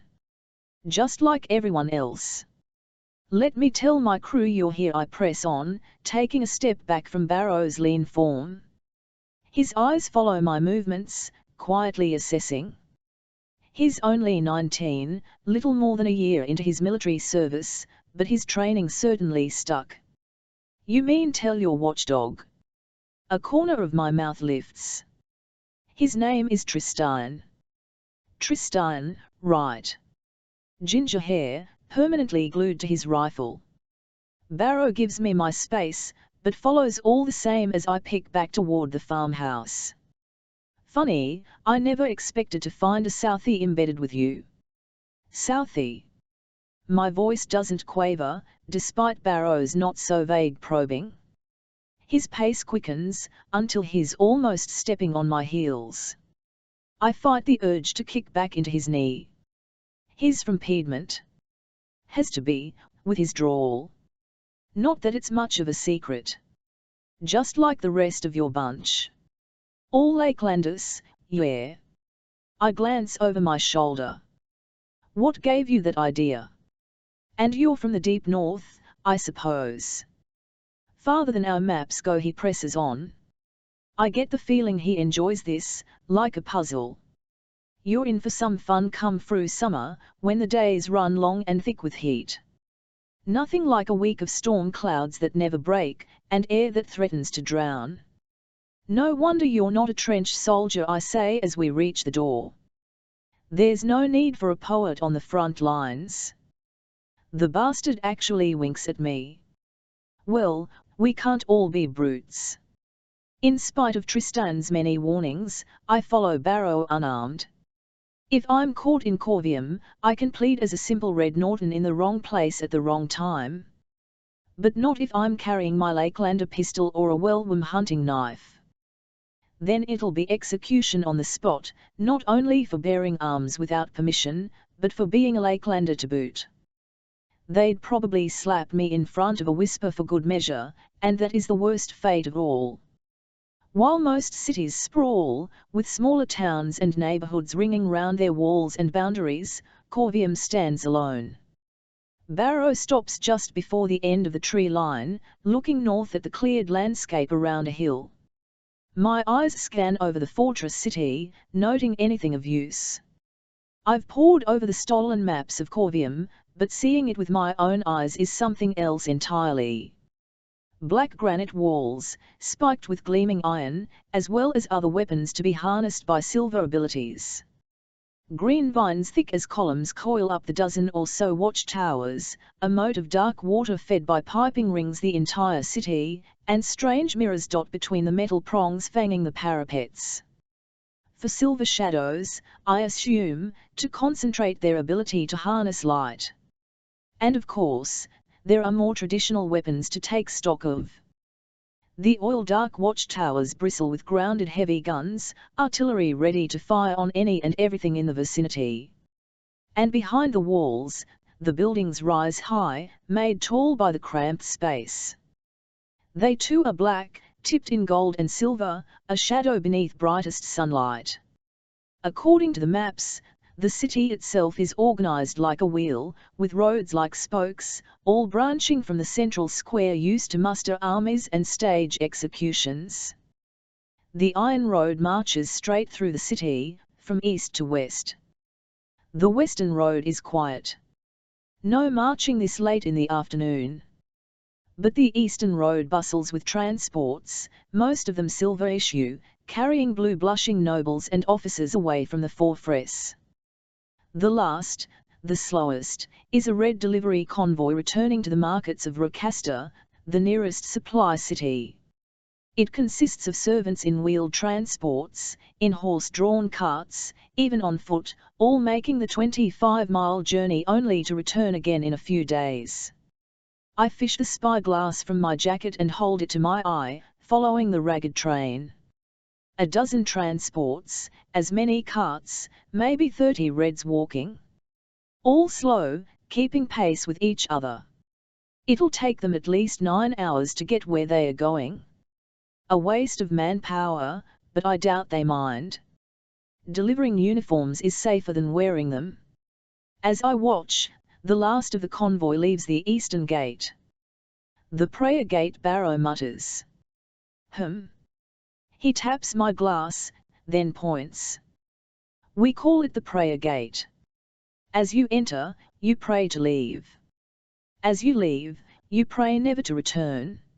I can't help but scoff. I didn't know naught of found religion. He only shakes his head. Then who do you pray to? No one, I guess. Just words. At the end of it all somehow, in the shadow of Corvium, shade Barrow's eyes find a bit of warmth.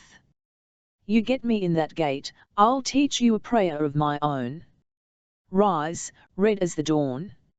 Annoying as Barrow might be, I have a sneaking feeling he'll be scarlet soon enough. He tips his head, watching me as keenly as I watch him. Deal. Although I don't see how you plan to do it. Our best chance was that convoy, but unfortunately what did you say? Chronologically challenged. No one's perfect, not even me, he replies with a shit-eating grin. But I said I'd get you inside today, and I mean what I say. Eventually. I look him up and down, gauging his manner. I do not trust Barrow. It's not in me to fully trust anyone. But risk is part of the game. Are you going to get me shot? His grin widens. I guess you'll have to find out. Well then, how do we do this? To my surprise, he extends a long-fingered hand. I stare at it, confused. Does he mean to skip up to the gates like a paw of giggling children? Frowning, I cross my arms and turn my back.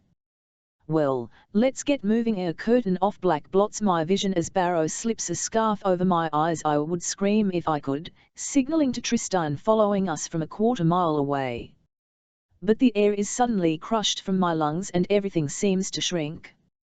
I feel nothing but the tightening world and the warm bulk of Barrow's chest against my back. Time spins, everything falls. The ground tips beneath my feet. I hit concrete hard, enough to rattle an already rattling brain. The blindfold slips off, not that it does me much good. My vision spots, black against something darker, all of it still spinning. I have to shut my eyes again to convince Missile Phlegm not spinning with it. My hands scrabble against something slick and cold, hopefully water, as I try to push myself back up. Instead, I fall backward, and force my eyes open to find blue, dank darkness. The spots recede, slow at first, then all at once. What the F? I turn onto my knees, throwing up everything in my belly. Barrow's hand finds my back, rubbing what he assumes are soothing circles. But his touch makes my skin crawl.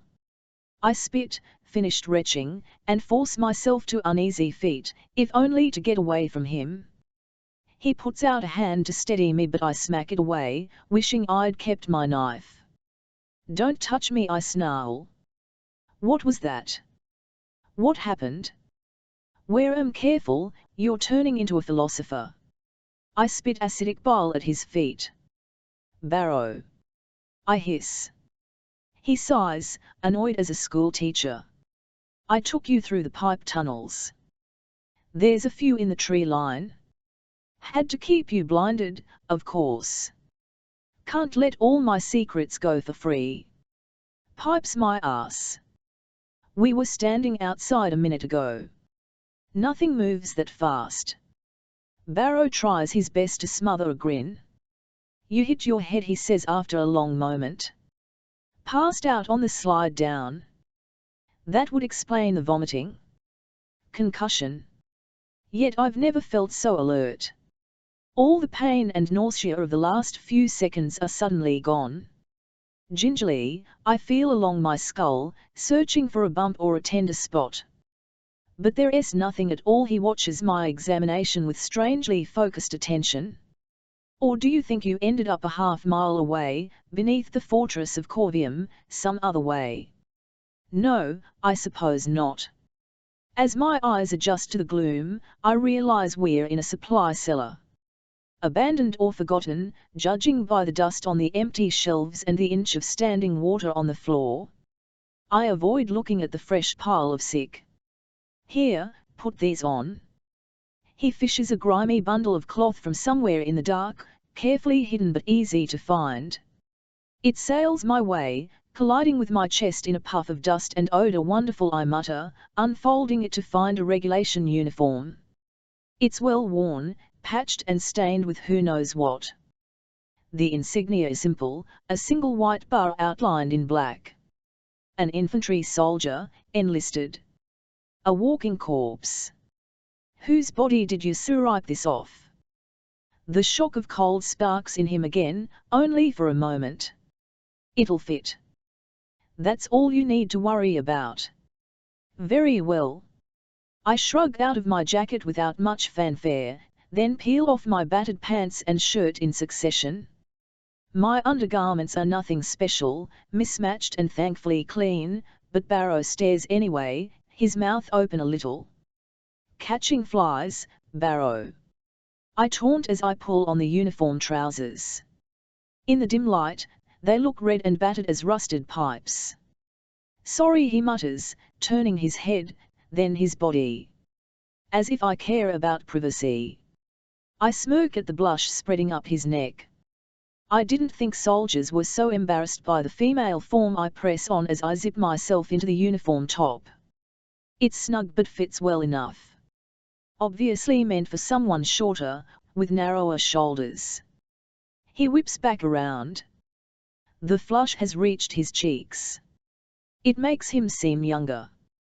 No, I realize. It makes him seem his age. I didn't know Lakelanders were so free with them. I flash him a smile as cold as his eyes. I'm Scarlet Guard, boy. We have worse things to worry about than naked flesh. Something trembles between us. A current of air maybe, or perhaps the ache of my head injury finally coming back. That must be it. Then Barrow laughs. What? You remind me of my sister. It's my turn to grin. You spy on her a lot, do you? He doesn't flinch at the jab, letting it glance past. Farley. Your ways. You think the same? She must be a bright girl. She certainly thinks so. Very funny. In your manner, I think you two would be great friends. Then he tips his head, pausing a second. Or you might kill each other. For the second time in as many minutes, I reluctantly touch Barrow. This is not so gentle as his hands on my back. Instead, I punch him lightly on the arm. Let's get moving, I tell him. I don't fancy standing around in a dead woman's clothes. The following message has been decoded. Confidential, senior clearance required, Captain, return to orders. Command won't stand for this. The following message has been decoded. Confidential, command clearance required. Day 29 of Operation Shield Wall, Stage 2. Operative, Colonel redacted. Designation, RAM. Origin, redacted. Destination, Drummer at redacted. No contact from LAM in 2 days. Request permission to intercept. Shield wall ahead of schedule. Island #3 operational but transit problematic. More boats needed than previously thought. Rise, red as the dawn. The following message has been decoded confidential, senior clearance required operative, general redacted. Designation, drummer. Origin, command at redacted. Destination, RAM at redacted. Permission to intercept granted, will relay further info re. Her location. Use force if necessary. She was your suggestion and your mistake if things continue. Get Red Web to stage 2. Collab with other teams to begin removal. We'll explore other transit options for #3. Rise, red as the dawn. The following message has been decoded confidential, senior clearance required. Lamb, get your ass in line, or it's your head. Ram, another message to the fire. Charming, I mutter, watching the colonel's words burn up. This time, Kara doesn't bother to ask. But her lips purse into a thin line, holding back a torrent of questions. 5 days now since I've responded to any messages, official or otherwise. She obviously knows something is afoot. Kara, I begin, but she holds up a hand. I don't have clearance, she replies. Her eyes meet mine with startling ferocity. And I don't care to know what path you're leading us down, so long as you think it's the right one. A warmth fills my insides. I do my best to keep it from showing, but a bit of a smile bleeds out anyways. My hand finds her shoulder, offering her the smallest touch of thanks. Don't get sappy on me now, Captain. She chuckles, tucking away the broadcaster. Will do. I straighten, turning around to face the rest of my team. They cluster at the edge of the steaming alley, a respectful distance away to allow for my private correspondences. To hide our presence, Tristan and Rasha sit on the alley curb, facing the street beyond. They keep their hands out and their hoods up, begging for food or money. Everyone slides past, looking elsewhere. Ty, Big Coop. The pair in question steps forward. Ty tips her head, pointing her good ear at me, while Big Coop lives up to the nickname. With a chest like a barrel and almost 7 feet of heavy muscle, he's nearly twice the size of his brother, Little Coop. Stay with Kara, keep the second radio ready. She extends a hand, all but itching to get hold of our newest prize. One of 3 top-of-the-line, techie-made, long-range secure radios, all swiped from the Corvium stores by Barrow's light fingers. I pass along the radio, though I keep the second tucked close. Barrow kept the third. Should he need to get in touch? Not that he's used it yet. Not that I'm keeping tally of his communications. Usually Barrow just shows up when he wants to trade information, always without warning, slipping past every spotter I put around the farmhouse. But today we're beyond even his sly reach. 25 miles east, in the middle of Rocasta. As for the rest, Cristobal, Little Coop, you're on overwatch. Get high, get hidden. Usual signals. Chris GRMS, showing a mouth of missing teeth. Punishment for smirking at her silver master, back when she was a 12-year-old serving girl in a trial mansion. Little Coop is just as eager. His size and mousy demeanor, not to mention his brick wall of a brother, hide a skilled operative with a steel spine. Needing nothing more, they set to their work. Little Coop picks a drain pipe, scrabbling up the brick walls of the alley, while Chris scrambles to a fence, using it to boost herself onto a narrow window ledge. Both disappear in moments, to follow us from the Rocastan rooftops. The rest of you, track your marks. Keep your ears open. Mimize movements. I want to know everything from birthdays to shoe sizes. Gather whatever you can in the time we can. The words are familiar. Everyone knows why I called for this scout. But it serves as a rallying cry, one last thread drawing us together. Tying them to your disobedience, you mean? My fist curls, nails digging into my palm where no one can see. The sting erases the thought quite nicely, as does the breeze sweeping through the alley. It stinks of garbage, but it's cool at least, blowing off Lake Eris to the north. The more we know about the Corvium supply convoy, the easier it'll be to infiltrate. As good a reason as any to be here, to stay when all the Colonel does is tell me to leave. Gates close at sundown. Return to Rally Point within the hour. Understood? Their heads bob in taut unison, their eyes alive, bright, and eager. A few blocks away, a clock tower chimes 9 times. I move without thought, stepping through my guardsmen as they fall in line behind me. Tristan and Rasher are the last to stand.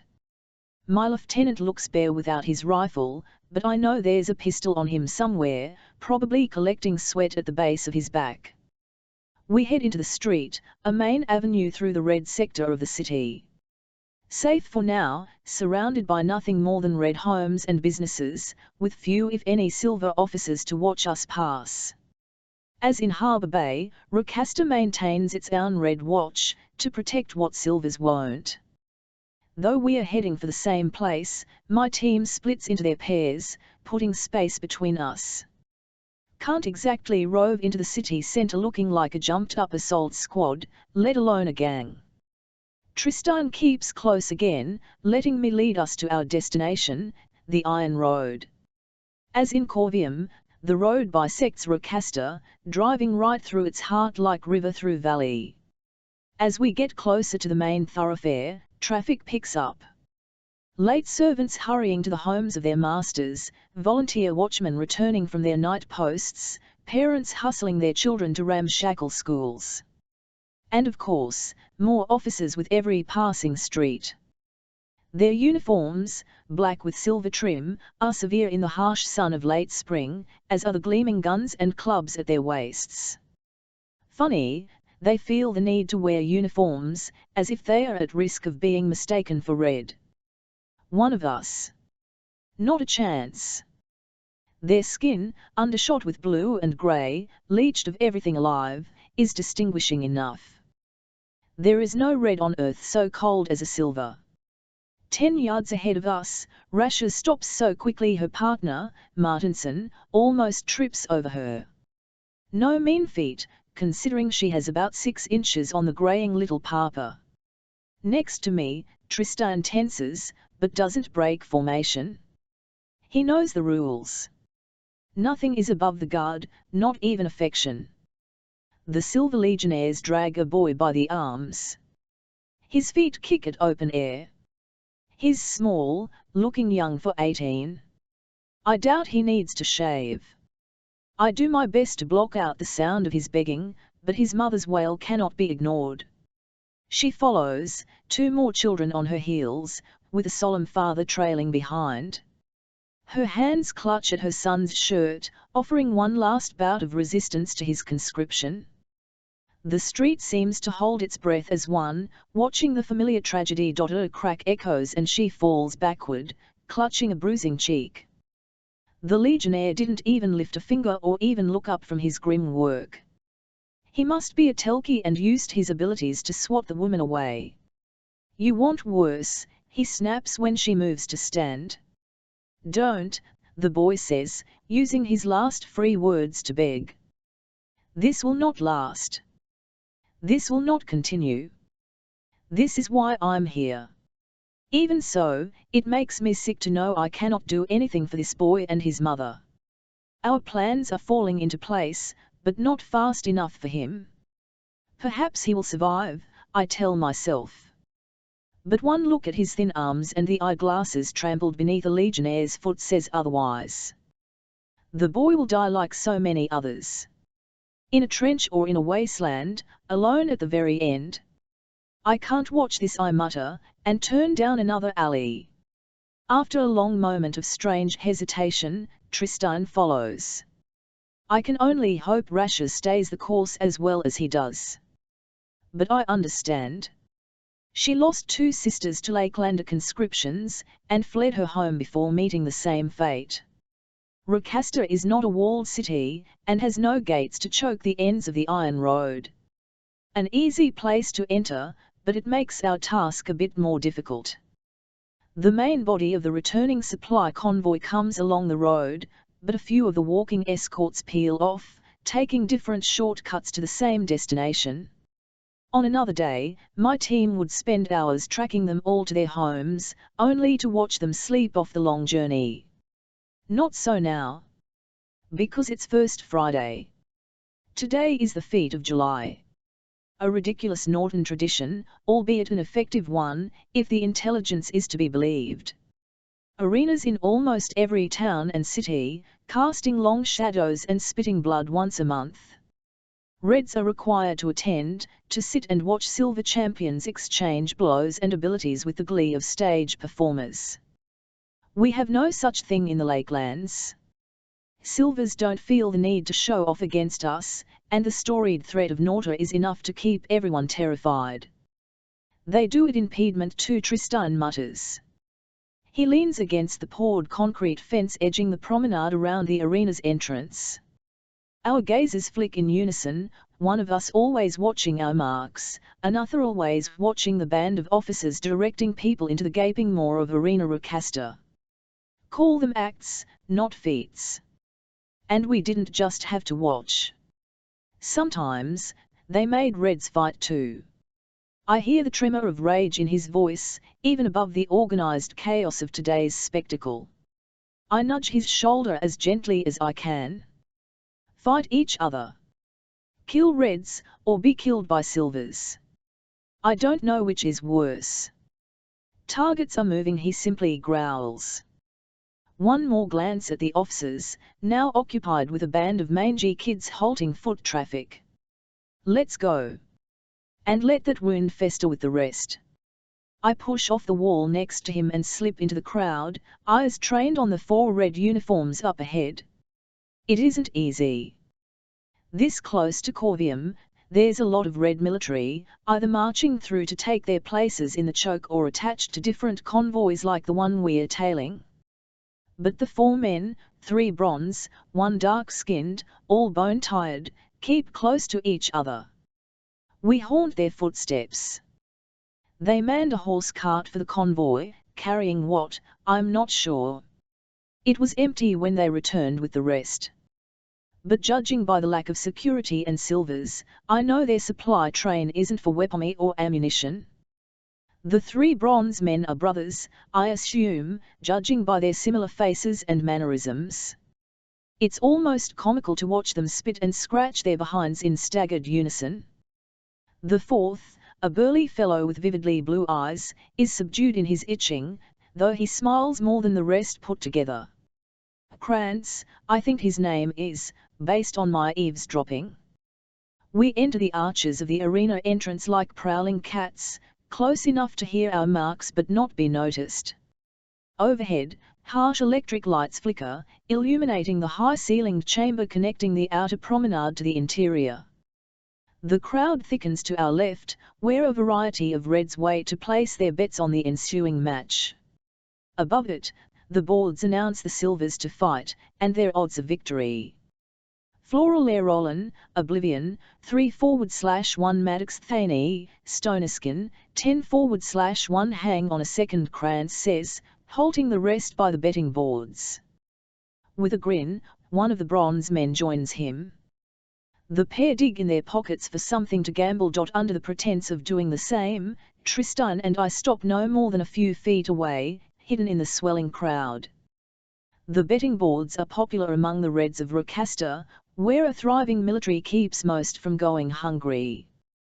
There are several well-to-do among the crowd, merchants and business owners in proudly clean clothes. They make their bets and hand over dull coppers, even a few silver tetrarchs. I bet the till of Arena Rocasta is nothing to sneer at, and make a note to pass on such information to command. If they'll still listen to me. Come on, look at the odds, it's easy money. Still smiling infectiously, Krantz points between the boards and the betting windows. The other 2 tailing along don't look so convinced. You know something about Stonerskins we don't, the tallest says. He'll get blown to pebbles by the Oblivion. Suit yourself, Horner. But I didn't trudge all the way from Corvium to sit bored in the stands.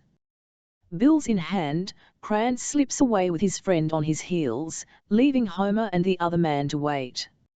Somehow, despite Krantz's size, he's surprisingly good at cutting through a crowd. Too good. Watch them, I murmur with a touch to Tristan's elbow. And then I'm weaving too, careful to keep my head angled at the ground. There are cameras here, enough to be wary of. Should the next few weeks go as planned, I might want to start hiding my face. I see it as Krantz passes his paper through the window. His sleeve lifts as it scrapes the betting ledge, pulling back to reveal a tattoo. It almost blends into his umber skin, but the shape is unmistakable. I've seen it before. Blue anchor. Red rope. We're not the only crew working this convoy. The mariners already have a man inside. This is good. We can work with this. My mind fires as I fight my way back. Pay for their information. Less guard involvement, but the same outcome. And odds are the mariner is alone, working the job solo. We could fry to turn him, get our own eyes inside the mariners. Start pulling strings, absorb the gang into the guard. Tristan stands ahead above the crowd, still watching the other two marks. I fight the urge to sprint to his side and divulge everything. But an obstacle sprouts between us. A bald man and a familiar sheen of sweat across his brow. Lakelander. Before I can run or shout, a hand closes around my throat from behind. Tight enough to keep me quiet, loose enough to let me breathe, and certainly enough to drag me through the crowd with Baldy keeping close. Another might thrash or fight, but I know better. Silver officers are everywhere here, and their help is not anything I want to risk. Instead I put my trust in myself, and in Tristan. He must keep watch, and I must get free. The crowd takes us in its current, and still I cannot see who it is marching me TLN off. Baldy's bulk hides most of me, as does the scarf my captor tosses around my neck. Funny, it's scarlet. And then we climb up the steps, high above the arena floor, to long slab seats that are mostly abandoned. Only then am I released, pushed to sit. I whirl in a fury, fists clenched and ready, only to find the colonel staring back, very much prepared for my rage. You want to add striking your commanding officer to your list of offences, he says. It's almost a purr. No, I don't glumly, I drop my fists. Even if I could fight my way past Baldy, I don't want to try myself at the colonel and his wiry strength. I raise a hand to my neck instead, massaging the now tender skin beneath the red scarf. It won't bruise, he continues. Your mistake. I thought you wanted to send a message. Nothing says get your ass back in line like a blue neck. His red eye flashes.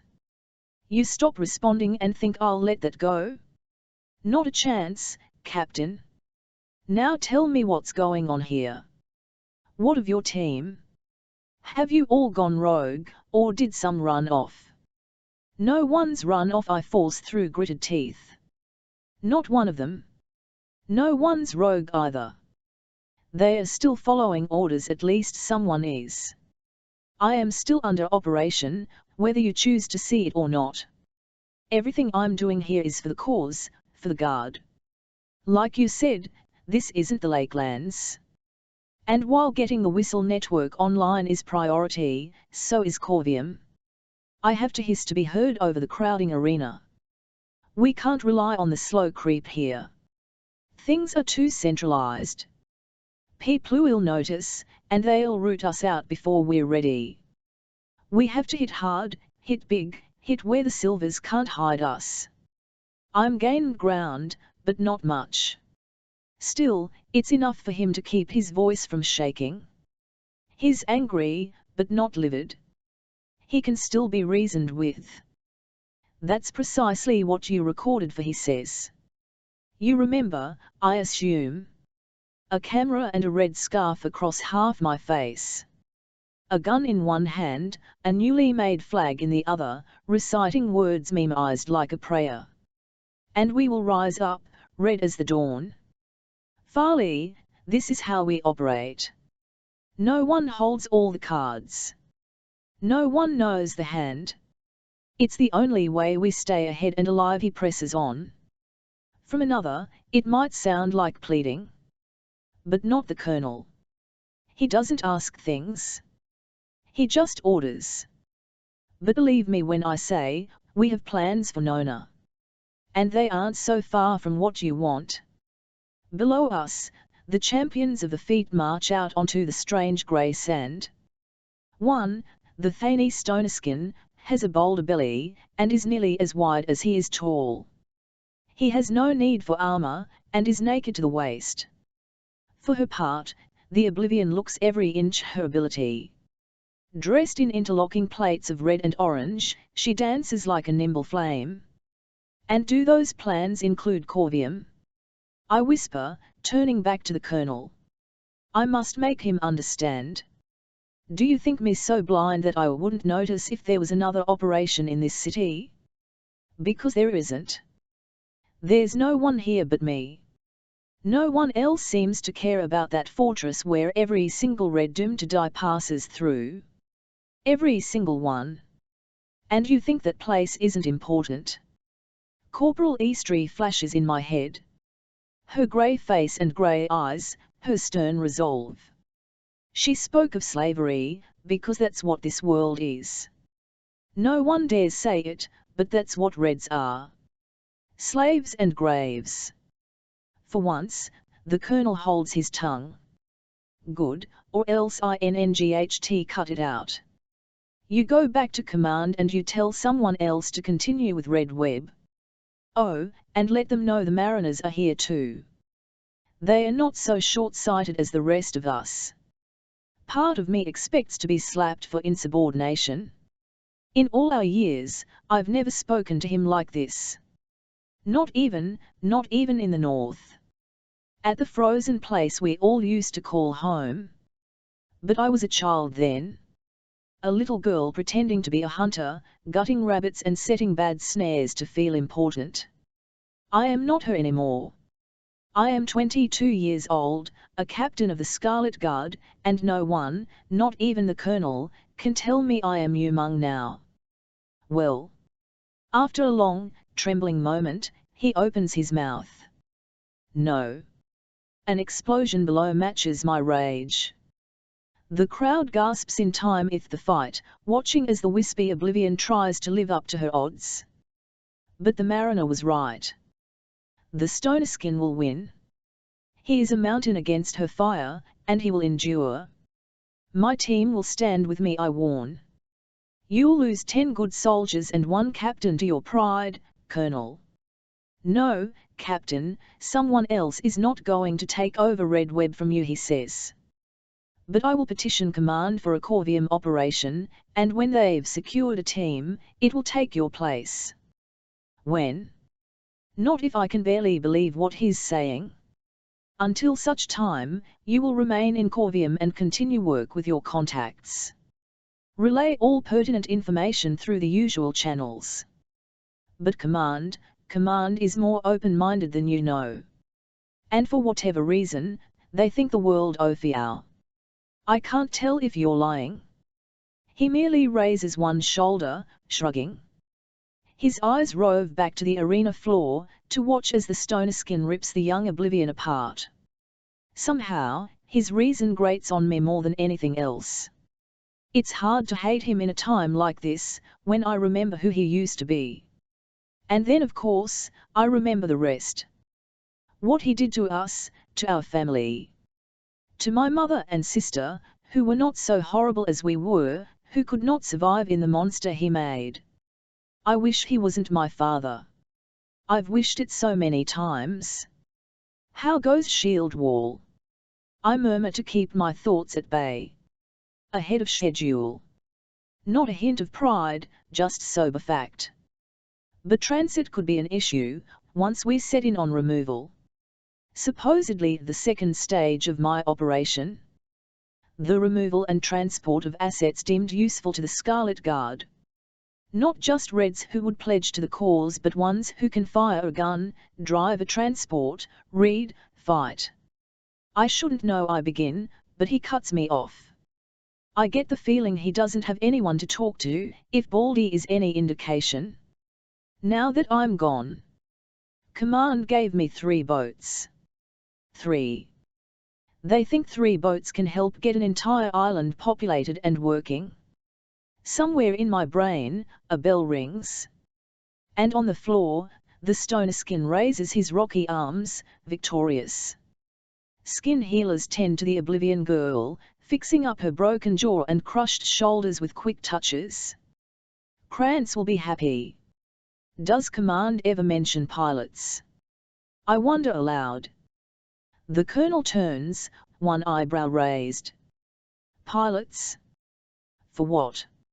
I think my man inside Corvium can get us something better than boats, or at least, a way to steal something better than boats. Another man would smile, but the Colonel simply nods. Do it. The following message has been decoded confidential, command clearance required operative, Colonel redacted. Designation, RAM. Origin, Rocaster, NRT. Destination, command at redacted contact made with LAM. Her team still online, no losses. Assessment, Corvium worth an operation team. Suggest mercy. Suggest a rush. LAM will hand off and return to Red Web. LAM passing intelligence vital to shield wall and removal /transit. Returning to post. Rise, red as the dawn. The following message has been decoded confidential, senior clearance REQUIRED operative, general redacted. Designation, drummer. Origin, command at redacted. Destination, RAM at redacted, LAM at Corvium, NRT. Corvium suggestion under advisement. Captain Farley will return to Red Web in 2 days.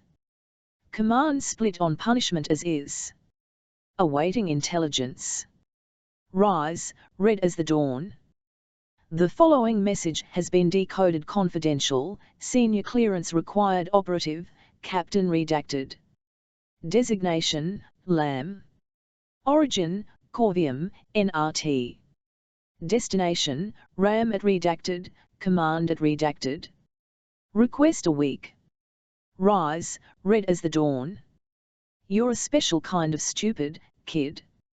RAM. The following message has been decoded confidential, senior clearance required operative, general redacted. Designation, drummer. Origin, command at redacted. Destination, RAM at redacted, LAM at Corvium, NRT. -5 days. No more negotiation. Rise, red as the dawn. Somehow the farmhouse has begun to feel like a home. Even with the collapsed roof, the tents wicked with humidity, and the silence of the woods. It's the longest I've been anywhere since Irabel, but that was always base. And while the soldiers there are the closest thing I have to family, I never could see the cold concrete and maze-like passages as anything more than a way station. A place to train and wait for the next assignment. Not so with the ruin on the doorstep of the killing grounds, in the shadow of a grave city. That's it, I tell Kara, and lean back against the closet wall. She nods and folds away the broadcaster. Nice to see you all chatting again. Before I can laugh, Tristan's neat knock jars the shuttered excuse for a door. Got company. Barrow. Duty calls, I grumble as I scoot past Kara, bumping her in the closed space. Wrenching open the door, I am surprised to find Tristan standing so close, his usual nervous energy on overdrive.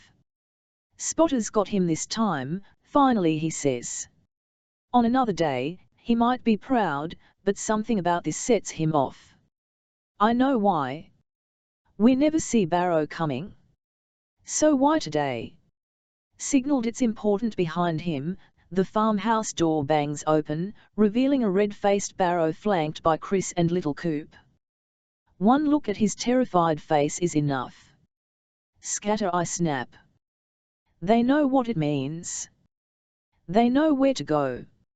A hurricane moves through the farmhouse, taking home with it the guns, the provisions. Our gear disappears in a practiced heartbeat, shoved into bags and packs.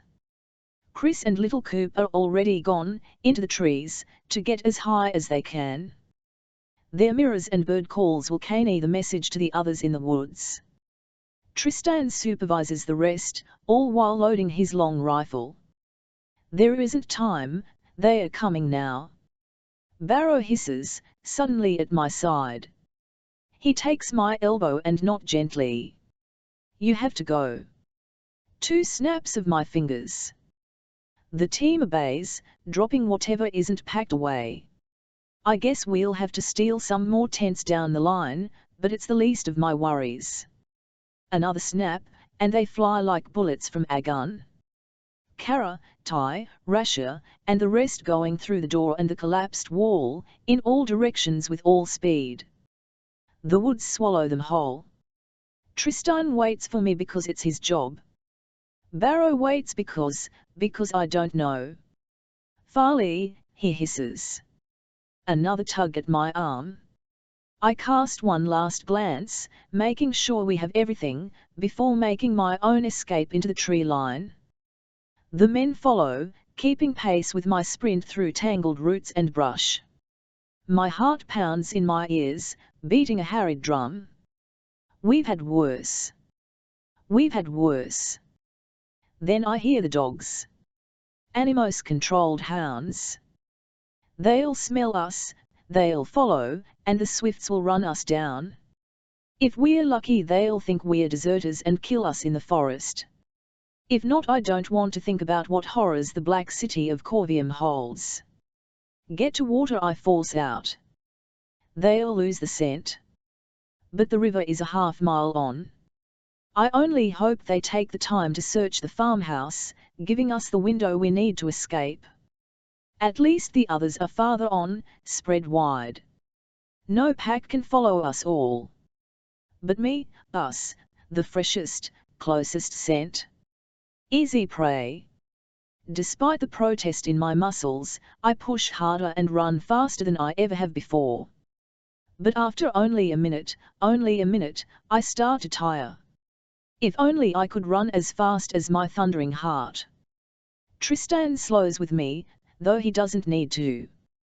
There's a creek, he hisses, pointing south. Shoots off the river, closer. You head for it. What are you talking about? I can make it to the river. You can't. And they can't follow us both. My eyes widen. I almost trip in my confusion, but Barrow catches me before I can, sternly helping me over a gnarled root. Tristan, my lieutenant, only smiles and pats the gun slung across his back. Then he points.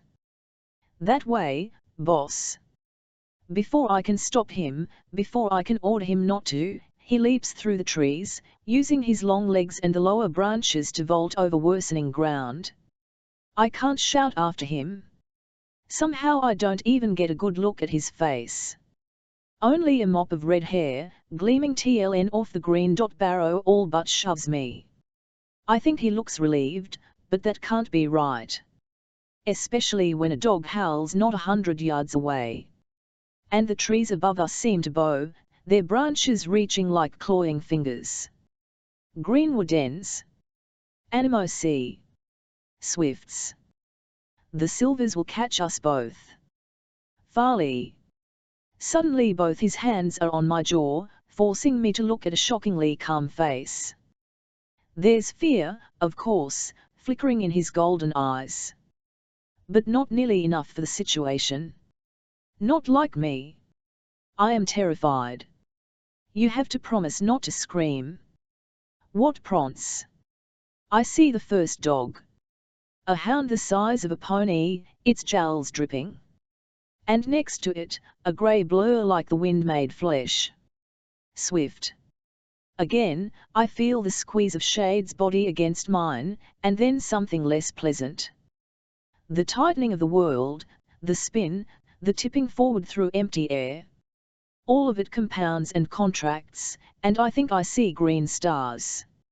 Or maybe trees. I feel a familiar wave of nausea first. This time I land in a stream bed instead of on concrete. I sputter, spitting water and bile, fighting the urge to scream or be sick or both. Barrow crouches over me, one hand raised. Ah, don't scream. Sick it is. I suppose that's preferable at the moment, he mutters, kindly looking anywhere but my green face. Sorry, I guess I need more practice. Or maybe you're just sensitive. The gurgling stream cleans up what I can't, and the cold water does more for me than a mug of black coffee. I snap to attention, looking around at the trees bowing over us. Willows, not oaks like where we were just seconds ago. They are not moving, I realized with a swell of relief. No greenwood ends here. No dogs either. But then, where are we? How? I whisper, my voice ragged. Don't say pipes. The practiced shield of Shade Barrow drops a little. He takes a few steps back from me so he can sit on a stone above the stream, perching like a gargoyle. I don't quite have an explanation, he says as if he's admitting a crime. The best I can do is show you. And, again, you have to promise not to scream. Dully, I nod. My head swims, still off balance. I can barely sit up in the stream, let alone shout. He heaves a breath, his fingers gripping the stone until his knuckles turn white. Okay. And then he's gone. Not from running away or hiding or even falling off the rock. He just simply isn't he. I blink, not believing what I see. Here. My head turns so quickly I'm almost sick again. There he is, standing on the opposite bank. Then he does it again, returning to the stone, taking a slow seat once more. He forces a tentative smile without any joy behind it. And his eyes are wide, so wide. If I was afraid a few minutes ago, he's completely petrified. And he should be. Because Shade Barrow is silver. Muscle memory lets me draw my gun and cock the hammer without blinking. I might not be able to scream, but I can shoot you. He flushes, somehow his face and neck turning red. An illusion, a trick. His blood is not that color. There's a few reasons why that won't work, he says, daring to look away from my pistol. For one thing, your barrel's full of water. 2, in case you haven't noticed, suddenly he's by my ear, crouching next to me in the stream. The shock of it raises a shriek, or at least it would if he didn't clamp a hand over my mouth. I'm pretty fast. I'm dreaming. This isn't real. He hauls my dazed body up, forcing me to stand. I try to shove him off, but even that makes me dizzy. And 3, the dogs might not be able to smell us anymore, but they can certainly hear a gunshot. His hands don't leave my shoulders, gripping each tightly. So, are you going to rethink your little strategy, Captain? You're silver. I breathe, turning in his grasp. This time I right myself before I fall. As in Corvium, the nausea is wearing off quickly. A side effect of his ability. His silver ability. He's done this to me before and I didn't even know it. The thought burns through my brain. All this time? No. I'm red as that dawn thing you keep going on about. Don't lie to me. I still have the gun in hand. This has all been a trick so you could catch us. I bet you led those hunters right to my team. I said no, screaming. His mouth hangs open, drawing ragged breath past his teeth. He's so close I can see the blood vessels spindling through the whites of his eyes. They are red. An illusion, a trick, Rings again. But memories of him come with the warning. How many times did he meet me alone? How many weeks has he worked with us, passing information, relaying with the blood-red Corporal Eastry? How many times did he have the opportunity to spring a trap? I can't make sense of this. And no one followed me. Obviously no one can follow me. They found out about you on their own. Something about spies in Rocasta, didn't quite catch it all. So you're still safe in Corvium, still working for them? As one of them? His patience snaps like a twig. I told you, I'm not Silver, he growls, an animal in that quaking second. I want to take a step backward, but force myself to stand firm, unmoving, unafraid of him. Though I have every right to be. Then he shoves his arm out, drawing back the sleeve with shaking fingers. Cut me. He nods, answering my question before I can ask. Cut me. To my surprise, my fingers shake just as badly as his when I draw the knife from my boot. He flinches when I press it to his skin. At least he feels Pam. My heart skips a beat when blood swells beneath the blade. Red as the dawn. How is this possible? I look up to find him staring at my face, looking for something. By the way his eyes flash, I think he finds it. I honestly don't know. I don't know what this is or what I am. I only know I'm not one of them. I'm one of yours. For a blistering moment, I forget my team, the woods, my mission, and even Shade standing in front of me. Again, the world tips, but not from anything he can do. This is something more. A shifting. A change. And a weapon to be used. No, a weapon I've already wielded many times. To get information, to infiltrate Corvium. With Shade Barrow, the Scarlet Guard can go anywhere. Everywhere. You'd think, with all my breaches in protocol, I'd steer away from breaking any more rules. But at the same time, what's one more going to slowly? I close my fingers around his chest. He still bleeds, but I don't mind. It is fitting. Will you oath yourself to the Scarlet Guard? I expect him to smile. Instead his face turns to stone. On one condition. My eyebrows raise so high they might disappear into my hairline. The guard does not bargain. This isn't a request to the guard, but to you, he replies. For a man who can move faster than the blink of an eye, somehow he manages to take the world's slowest step forward. We stand eye to eye, blue meeting gold. Curiosity gets the better of me. And that is. What's your name? My name? The others don't mind using their own, but for me, there is no such thing. My name holds no importance. Only rank and designation truly matter. What my mother called me is of no consequence to anyone, least of all me. It is a burden more than anything, a stinging reminder of her voice and the life we lived in early days. When the Colonel was called Papa, and the Scarlet Guard was the pipe dream of hunters and farmers and empty soldiers.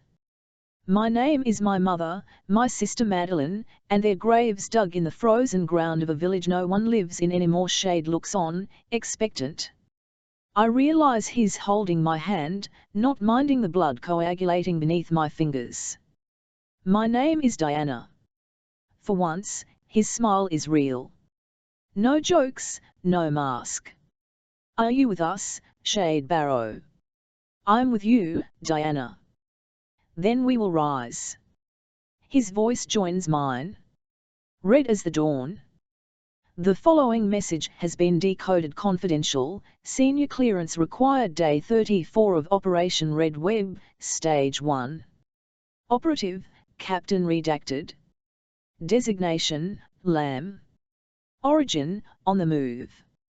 Destination, Ram at redacted, Command at redacted. Leaving Corvium, heading to Delphi. Stopping at whistle points along route. Plan to be in stage 2 within a week. Advise Corvium operation that Corvium officials believe there are bandits and deserters in the woods. Enclosed is detailed information about air fleet grounded in Delphi, procured by newly oathed Operative Aid B, designation, Shadow, still in Corvium. Suggest Corp E be oathed as well. I am and will remain Shadow's SG contact. Shadow will be removed from Corvium at my discretion. Corvium overview: killed in action, Getai, W. Tarry, R. Shaw, C. Ilson, H. Big Cooper, 5. Missing in action, T. Boreev, R. Binley, 2. Silver casualty count, 0, 0.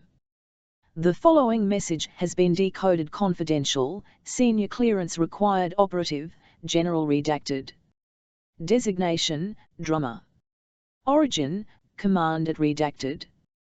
Destination, RAM at redacted. Air intel good. Delphi operation in motion. Train transit online between Arshan and City #1. Begin 3-week countdown for Operation Daybreak. Rise, red as the dawn. Your girl has balls. Drummer: the girl gets our people killed. RAM: worth it for her results. But her attitude leaves something to be desired. Drummer: the following message has been decoded confidential, senior clearance required day 54 of Operation Red Web, Stage 2. Operative, Captain redacted. Designation, Lamb. Origin, Albinus, NRT. Destination, RAM at redacted. Capital Valley whistles coming online. In Albinus to open removal with oathed whistle operative will -30 assets removed in 2 weeks. Shadow still operating out of Corvium. Intel, legions are being rotated off the trench lines, leaves gaps. Rise, red as the dawn. I hate this stinking wagon. The fencer, Old Will, burns a candle, as if it can do anything for the smell. It only makes it hotter in here, more stifling if that's even possible. Besides the stench, though, I feel at ease. The Stilts is a sleepy village, without much cause for concern. In fact, this happens to be Shade's own birthplace. Not that he talks about home much, other than his sister. I know he writes to them, though. I mailed his latest letter myself, leaving it at the post only this morning. Faster than relying on the army to get a letter through, he said, and he was right. Only 2 or so weeks since he tote it, rather than the usual month it takes for any kind of red mail to get anywhere. So does this have anything to do with the Noi cargo you've been having my compatriots ferry down river and overland? To Harbour Bay, yes.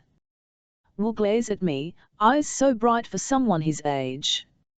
But his beard looks thinner than it did last month, as is his body. Still, he pours himself a cup of tea with the still hands of a surgeon. I politely decline the offer of hot tea in an even hotter wagon. How is he wearing long sleeves? What have you heard?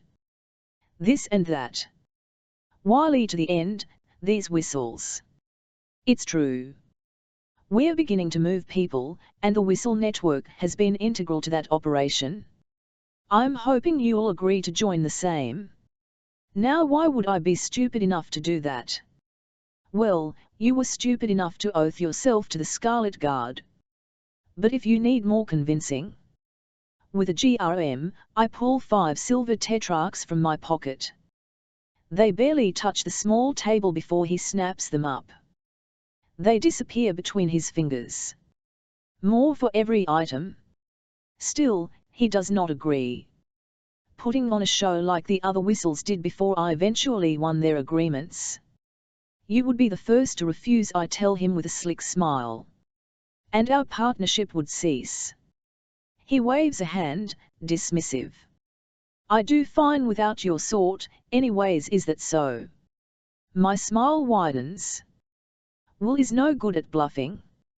Very well then, I'll go and never darken your wagon again. Before I can even get up, he stands to stop me. Who are you planning to move? Got you assets. People who will be valuable to our cause. As I watch, his bright eyes darken. A trick of the light, and who makes that decision? Despite the heat, a finger of cold runs down my spine. Here comes the usual sticking point. There are operations all over the country seeking out such people, myself included. We assess, propose our candidates, and wait for approval. I assume the old, the sick, and the children set to conscript do not make any of your proposals. No use saving the ones who truly need it. If they have valuable skills, Pa. Will spits, his cheeks going red. He gulps at his tea with angry gasps, draining the cup. The liquid seems to calm him though. When he sets down the empty cup, he rests his chin on his hand thoughtfully. I suppose that's the best we can hope for. Another channel opened. For now. Very well. Oh, and this most likely won't be a problem here, but I'd stay away from any Silvers you see tomorrow. They won't be happy. Tomorrow. The thought of it singes my blood. I don't know what the Colonel and Command have planned, only that it includes my broadcast, and something worth waving our flag for. Do I want to know? Will wonders with a pointed smirk. Do you even know?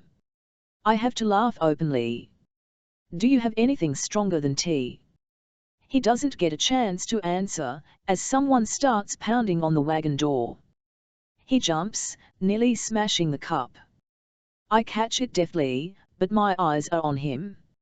An old tremor of fear shivers through me and we sit still, waiting. Then I remember. Officers do not knock. Will whistle, a girl's voice says. Will all but collapses in relief, and the cord of tension in me releases as well. With one hand, he gestures for me to get behind the curtain dividing his wagon. I do as asked, hiding myself seconds before she wrenches open the door. Miss Barrow. I hear him say 1,000 crowns. I curse under my breath as I walk back to the roadside tavern. Each. Why I picked such an outrageous number, I can't say. Why I even agreed to see the girl, Shade's sister, that must have been her, is less puzzling. But telling her I would help. Save her friend, save her from conscription. 2 teenagers I don't know, thieves who would most likely get their farriers killed. But deep clown, I know why. I remember the boy in Rocasta, dragged away from his mother. The same happened to Shade and his 2 older brothers in front of that girl who begged me tonight. Mare, her name is Mare. She begged for herself and another, her boyfriend most likely. In her voice, I heard and saw so many people. The Rocastan mother. Rasha, stopping to watch Ty, dying so close to the place she wanted to escape. Kara, Tarry, Shaw, Big Coop. All gone, risking their lives and paying the price the Scarlet Guard always seems to collect. Not that Mayor will come up with the money. It was an impossible task. Still, I owe Shade much and more for his service. I suppose getting his sister away from conscription will be a small price to pay for his intelligence. And whatever she does bring me will go straight to the cause. Tristan joins me midway between the stilts and the road tavern. I half expected him to be all the way there, waiting with Rasha, Little Coop, and Cristobal, the only remaining members of our ill-fated team. Successful, he asks, carefully adjusting his coat to hide the pistol at his hip. Very, I respond. The word is surprisingly hard to force out. Tristan knows me well enough not to pry. Instead, he changes the subject and hands over the Corvium radio. Barrow's been clicking for the last hour. Bored again? I don't know how many times I've told Shade the radio is for official business and emergencies, not to annoy me. Still, I can't help but grin. I do my best to keep my lips still, at least in front of Tristan, and start fumbling with the radio. I click the receiver, sending a pulse of seemingly random dots. "I'm here," they say. His response comes so quickly I almost drop the radio. "Farley, I need out." His voice crackles, tinny through the small speaker. "Farley? I have to get away from Corvium." Panic spikes down my spine. "Okay," I respond, my mind flying at top speed. You can't get out yourself." If not for Tristan, I would ask him outright. Why can't he jump himself away from that nightmare fortress? Meet me in Rakasta. Done.